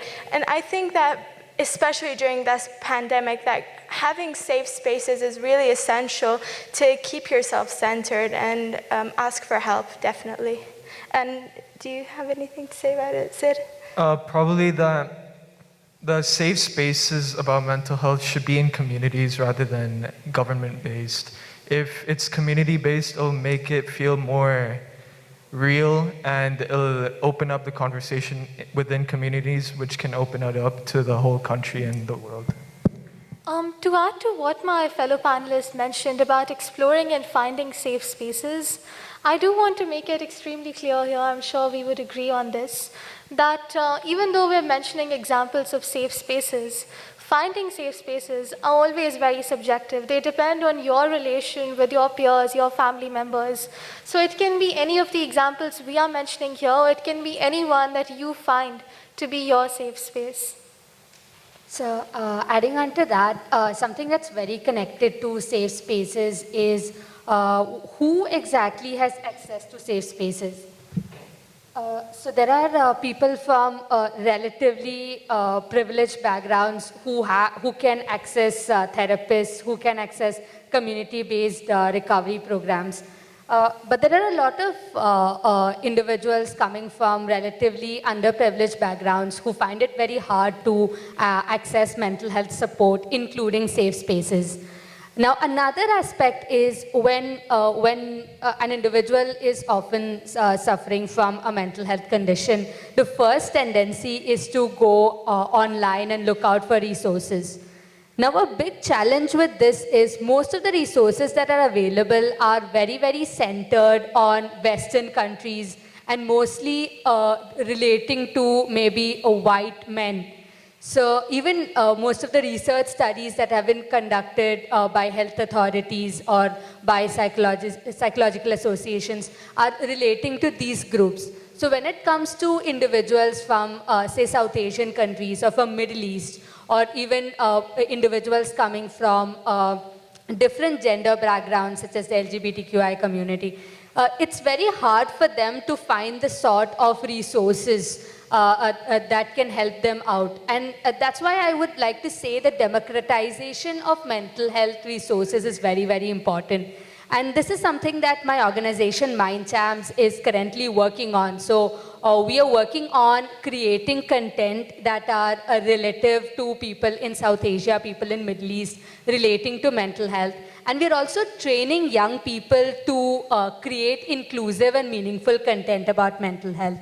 And I think this is very, very important because when you talk about mental health, it should not be restricted to the privileged sections of society or to certain people from certain backgrounds. It should be accessible and available to everyone. So talking more about inclusivity, like one of the most important things is gender inclusivity. So for example, for men, there's a stigma that every man is manly and like they can't talk about their feelings.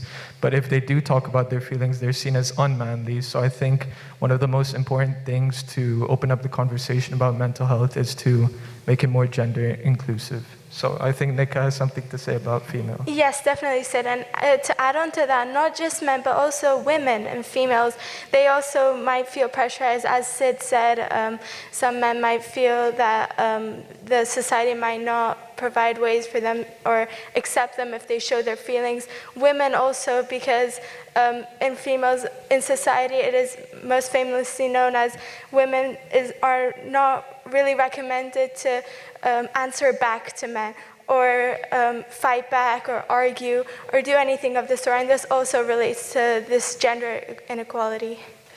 But I think that no matter who you are, mental health is such an important part of your personality because it affects your self-esteem, it affects your confidence.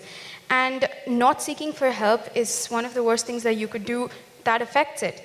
And no matter who you are, you feel clueless, you feel lost, and you feel confused because you don't know what to do, you don't know who to reach out to, right? And you usually don't reach out, as I said earlier, because you think there can be a worse issue, or you think that you'll be judged and you'll feel guilty for reaching out, and that's how low your self-esteem drops to. And that's why, as people, as humans, the core of humanity is compassion.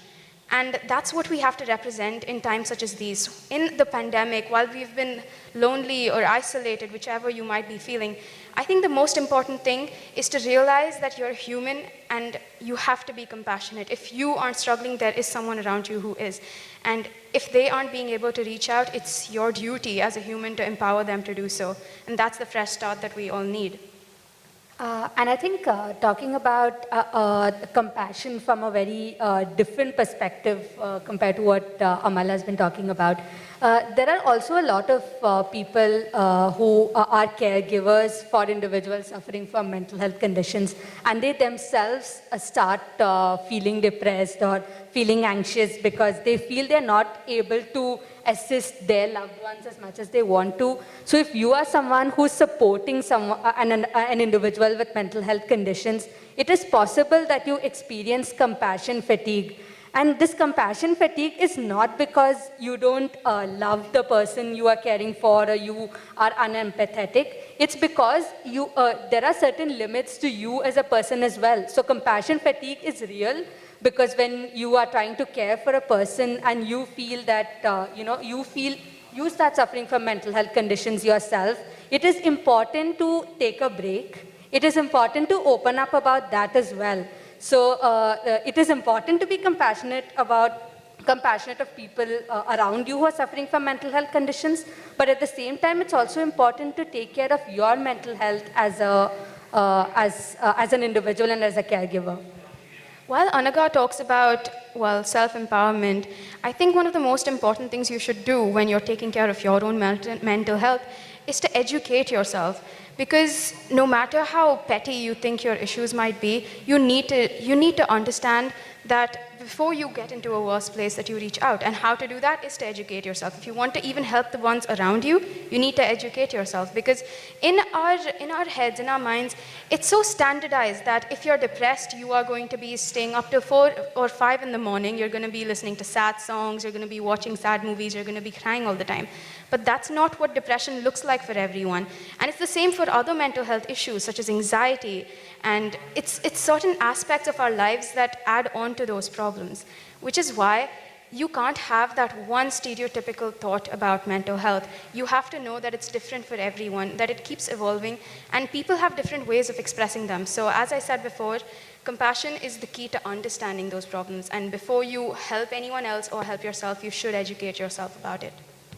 So what have we spoken about today? I'll quickly summarize and go through the key points that we've addressed today. One, we spoke about the stigma around mental health and how it can be addressed through creating safe spaces. And we also focused on how safe spaces are concepts that are subjective and differ from one person to another. Secondly, we spoke about democratizing access to mental health and how we can make mental health more accessible to individuals regardless of their identities. We then spoke about how it is important to be compassionate of people around us, and how compassion fatigue is a thing and that needs to be addressed. And we also spoke about how we need to educate ourselves and others about mental health so that we can overcome all of this stigma and all of this, all of the difficulties surrounding addressing mental health issues. So it was a great panel today.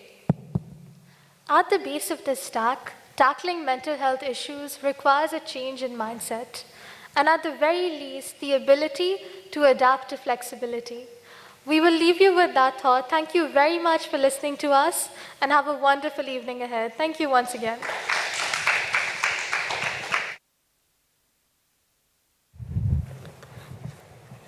Thank you so much to the mental health speakers and panelists for that exciting speech out there. But now we'll be moving on to our final topic for today, a topic that's been the talking point all around the world: social inequality. This topic is the 10 Sustainable Development Goals of the United Nations, from stereotypes of different cultures to countries not getting human rights. It's my great pleasure to now invite Elisha Fernando, our speaker.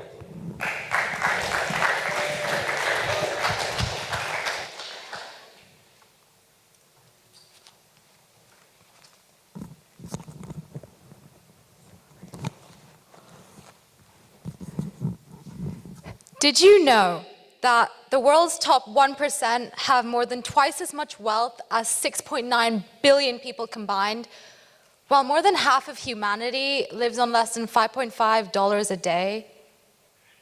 Did you know that 258 million children, 1 out of 5, are not even allowed, yet alone able to afford the ability to attend school? Did you know that men own 50% more of the world's wealth than women, with the 22 richest men having more money than all the women in Africa combined? The facts I just mentioned are unfortunately a very minor portion of the inequality that's populated our world today. From the families in Africa and South America who work from dawn till dusk, only to be able to provide their kids with the exact same future, to the immigrants who tirelessly attempt to escape the crime and war in their countries, only to be severely discriminated and humiliated in their areas of residency. To even the simple racism and sexism that I've experienced as a Sri Lankan female in today's society. The imbalance of opportunity and treatment is an epidemic that's infected our world on a far larger scale and for much longer than COVID-19. However, the world isn't paying enough attention nor taking enough action to address this issue.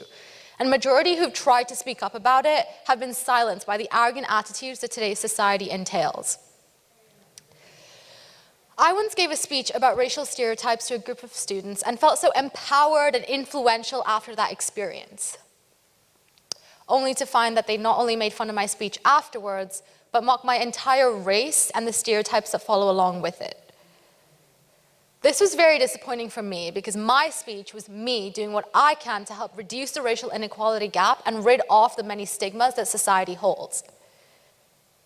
In that moment, to me, it felt like you just can't win, because if you stay silent, they mock you. However, if you speak up, they still mock you.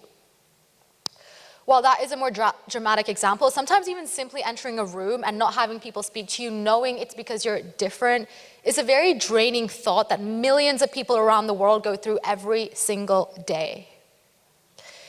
However, there was only so much sulking and pitying myself that I could go through before I accepted that the world doesn't have anything against me, but instead has everything against each other.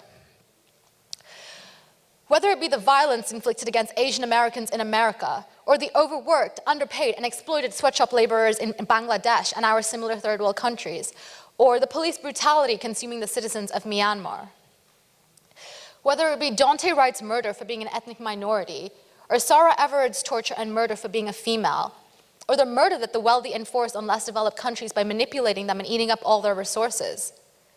What is it that needs to be done? Who is it that needs to be taught? And where is it that the first step needs to take place? Well, in my opinion, it's the younger generation, our generation, who need to speak up take action, and be the voice that enforces a change towards our future. And that begins with education, enlightenment, and awareness. When the world tells us that we are the future, let's ensure we hold them accountable to their words. Let's use our voices, actions, and at times even our silence to pass on strong and powerful messages. Messages that the so-called adults, societies, and powers be cannot ignore. For me, this speech, this discussion, this platform, this opportunity is a step towards educating people. The recent increase in Instagram posts about various events and issues around the world being shared on people's stories is a step towards creating awareness. Involvement with your community and global counterparts, watching the news, and reaching out to individuals is a step towards enlightening others.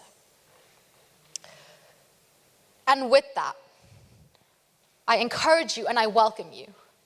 If you feel like you're up for it, then it's important that your activism and opinions aren't subdued, and you do things in real life to help address this dramatic inequality gap. There's something big or small that each and every single one of you can do to help society, be it children, women, ethnic minorities, or anyone marginalized. Be the change that you want to see. Thank you.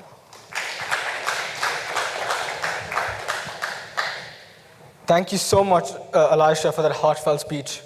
To end the day off, I would now like to invite our last panelist of social inequality, Tejal Gupta, Ashuta Chaturvedi, Ayan Sule, and Alan George, alongside our speaker, Elisha. Thank you.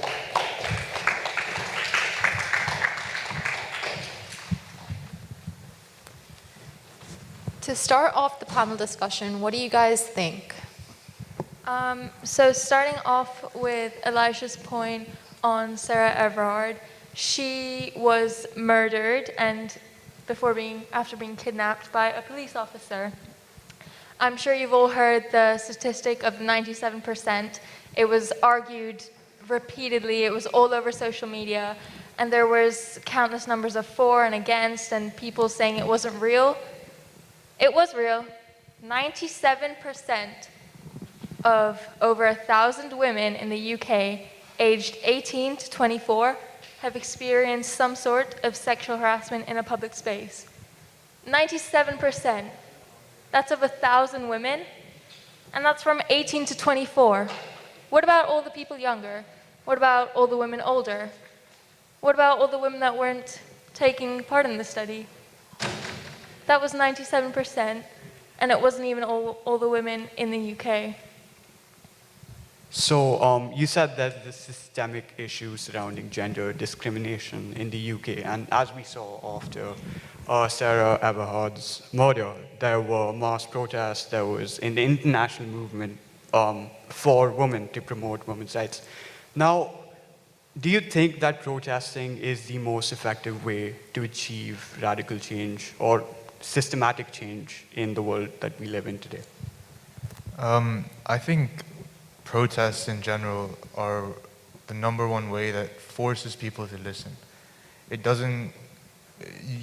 When it gets to a massive scale, you can't just block it out and pretend it doesn't exist, because when you're affecting so many people with a protest, like we've seen in America for racial issues or any other protests, it's a way that forces people to listen, and it hurts the richest people. It hurts their pockets. So I think that's a good way that we can start change from the top. Yeah, I agree. It's really disheartening to see how minorities are treated in our world today. However, as Elisha mentioned in her speech, that the people that can make the biggest difference today is us, the younger generation. And so with how we spread awareness, we give links to donations and charity and just do our part of making a difference no matter where we are in the world. I think that we are taking steps towards making the world more equal for all of us. I think the rise in social media and the new age of internet also definitely helps with spreading awareness and educating so many people around the world about all the racial discrimination, all the gender inequality happening, because this stuff has always been happening. It was probably even worse before any of us were alive. Only now, the age we live in, the age of the internet, everything's getting recorded and everything's online, which makes it so much easier for us to access all of the information and get everyone angry about all the atrocities that are happening, which causes protests to happen. So if you look at it both ways, right, social media can be a double-edged sword. Because the thing with Twitter and most of these platforms that are used to drive these voices that strive for progress, the thing is they're mostly restricted to 150 words or 280 words.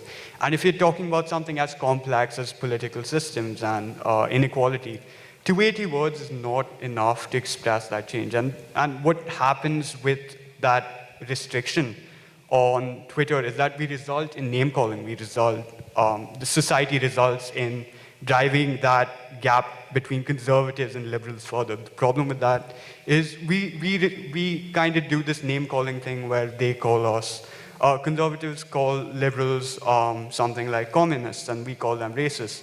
Instead, we should be willing to sit down and have an honest conversation about the problems that plague our society today and see it from their point of view. They should see it from our point of view, we see it from their point of view, and that's the only way we'll be able to reach a consensus, because if there's no consensus, if polarization in society is being driven so far apart, then we're not actually achieving progress, but we're just driving that gap between people who disagree with each other. What do you guys think?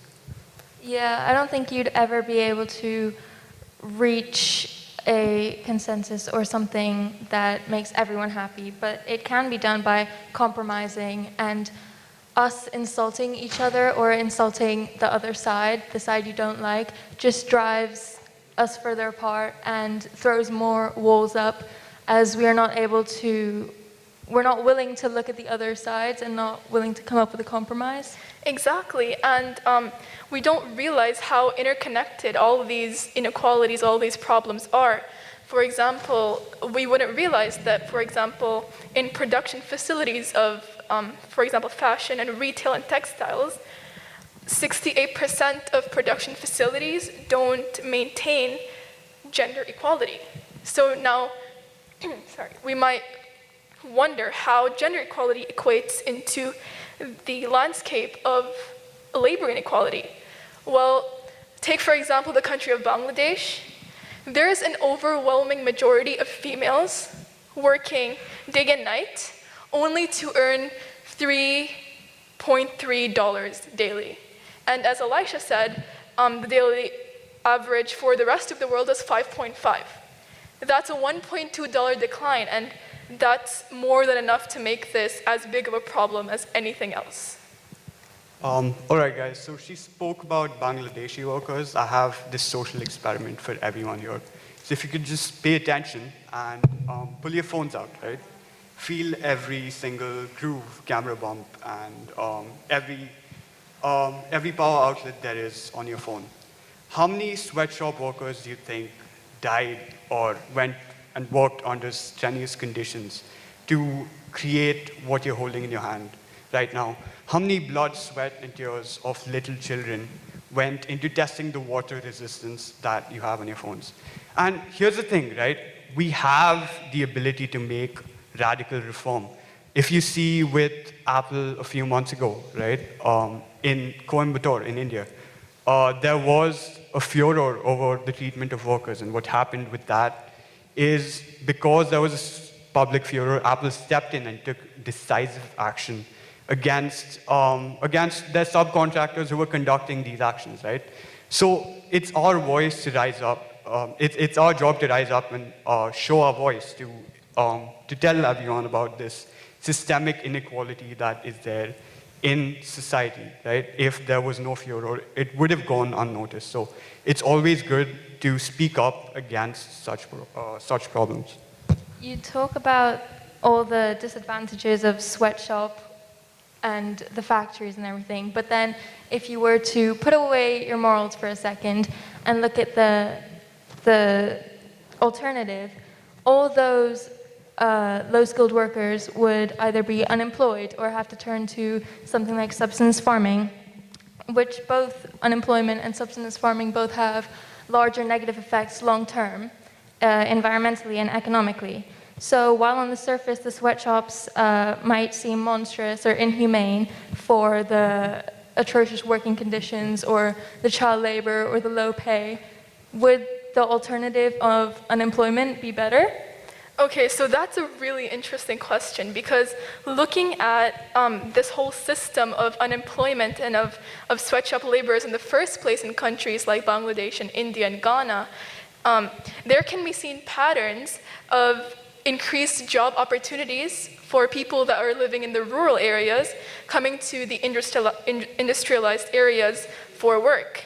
However, comparing two brutalities and claiming that one of them is better than the other one, it's just not a feasible way, an effective way of running a system.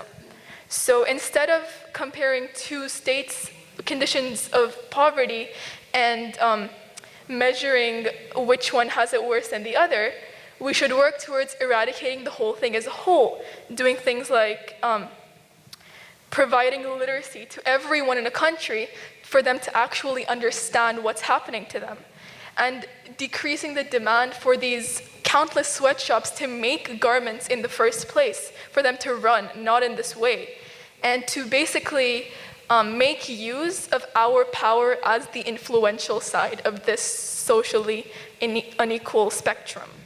See, there's this well-established notion that the social responsibility of a business that should be just to deliver profits to their shareholders. And I would actually disagree with that, because often we ignore the path used by these businesses to achieve whatever product they're making, right? We often don't look past price and user experience. But companies should actually be incentivized to prioritize ethics over everything else. There's this company called Ethisphere, it's an NGO, that publishes a list of large businesses that have been largely ethical, right? And this list of ethical businesses, they tend to progress 14.4% ahead of their large cap counterparts, right? So they're incentivized to take the ethical approach because it directly helps in their profits, because there's an aspect of PR. Hey, look, this company is using ethical means to achieve whatever product they're making. So that's that. So how would you say something like capitalism and large MNCs, how would that contribute to inequality worldwide?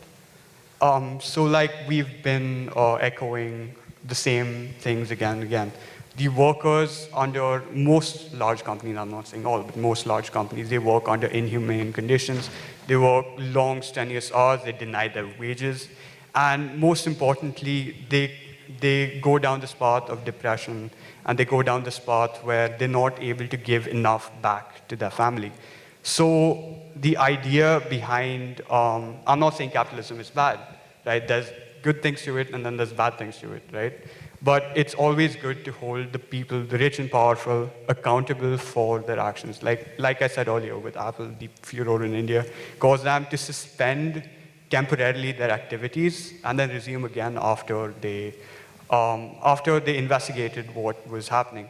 So as young people, right, we have the power. We have all these platforms, Twitter, Instagram, and many, many more, right? We should be willing to sit down and have a conversation about many of these things that plague our society today. Yeah, I agree with that. And adding on to this whole topic of capitalism and equating it to the concept of social inequality, economic class is the most prominent form of stratification and classification in the world. So something that everyone can make out is if someone's rich and if someone's poor. And in today's world, there's this talk of how the rich are only getting richer and the poor are only getting poorer. And getting to the root of this cause is essential, because if we need a way for the poor to climb up to the ladder, for them to have their voices heard, clearly something in the system is wrong. Clearly something is lacking, due to which only one side of the spectrum is being treated to the bare minimum, to the most tolerable of humanitarian rights that every single human is obligated and has a liberty to invoke but can't. A good example would be to use the country we're living in right now, the UAE. Last month, I went for my first dose of the COVID vaccine. And the thing was, I was under a roof with people of different economic classes, right? Laborers, CEOs of different nationalities, right? People from all walks of life. And everyone was being treated with the same care, same intensity by the healthcare workers, because in their eyes, we're all equal. We all have the right to that COVID vaccine. We all have the right to that particular means of healthcare. Now you compare that to the situation back home in India, where certain people aren't getting the vaccines, where the poor people are having it harder than the people that are more economically affluent. I don't think that should be the case. If it's something like healthcare, it should be universal for all. Everyone should have the right to get healthcare from their government. Adding on to Tejol's point of how the system is inherently flawed and corrupt, moving back onto Sarah Everard, just to round up, she was killed and murdered by a police officer, I'm sure you know.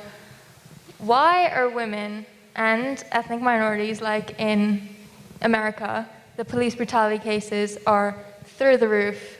Why are people like this being subject to violence by the people who are supposed to be keeping us safe?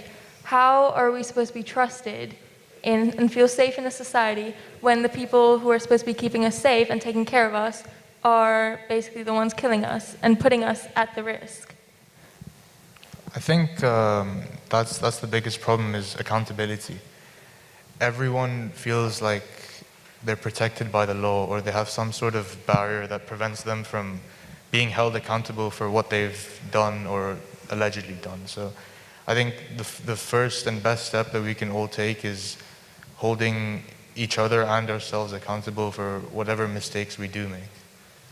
So we encourage you to look at the racist or sexist behavior, even the microaggressions that you display every day, and try to call yourself out on that and just work towards becoming a better person and eventually living in a better society. To end this panel discussion, we'd like to leave everyone with a thought. Think about the small things you can do to make a much bigger difference towards the social inequality gap and human rights in society right now. Thank you. And at the same time, try to go out and support your small businesses instead of buying products from companies that tend to treat their workers like Willy Wonka treats Oompa Loompas. Thank you.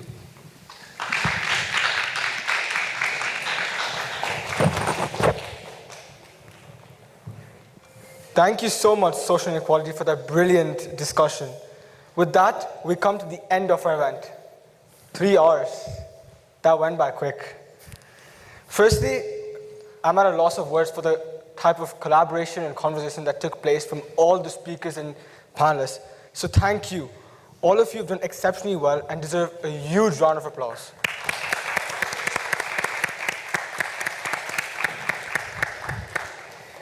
Working with all of you in the last 3 months has been an honor, with each one of you having incredible ideas and perspectives that was portrayed here today. Secondly, we would like to thank our sponsors, Ignite Training Institute and Digest, for all the support that they gave us throughout our event. Next, to the Taj GLT for facilitating us and supporting us here today with this incredible venue. And how can I forget Masood, Muskan, Salim, and Darsh. You all have been the backbone of our event, from Muskan making late night posts to Masood being there 24/7 to communicate or call. It's been a pleasure to work with you. And finally, how can I forget Baraj and Ishan? I do not know where to start from, but I'm just going to say it's been a privilege to be working along both of you. With that, I would like to say thank you, and thank you so much, ladies and gentlemen. Enjoy the night. Thank you. Thanks a lot, Krish. Today has been a wonderful display of student ingenuity, ideas, and erudition. And hearing the brilliant, incredible speeches and discussions we've had today, I, for one, it has given me a lot more to think about and reflect on in regards to how the world is currently now changing, how Control or Delete, a fresh start, is taking shape in our world. We never imagined that we go from just us 3 students meeting once to now addressing these brilliant students in front of us, as well as the wider community at EYP's first event. It has truly been a roller coaster at times, and for us today, it only marks the beginning of our future endeavors. And hopefully, today marks the beginning of new ideas, new innovations, and perhaps most importantly, new friendships. So thank you very much to every single person who has made today possible.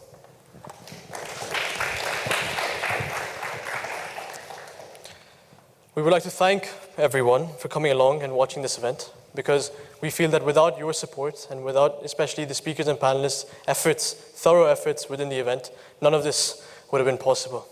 We've enjoyed putting the effort in as much as seeing you, all of you, bloom into such amazing conversations and produce such wonderful speeches. Today, in a time where many of us have had our lives come to a halt, we felt it necessary to understand a fresh start, a way for us to move forward towards a more positive environment. Discussing the start, we would like to mention that this is just the beginning for the Emirates Youth Platform, and we can't wait to see what the future holds for us. To all the speakers, panelists, families, and teachers who have always supported us, to those watching, thank you. Thank you for being a part of our journey, and we hope to see you all further down the line. Have a lovely evening. Have a good evening. Thank you.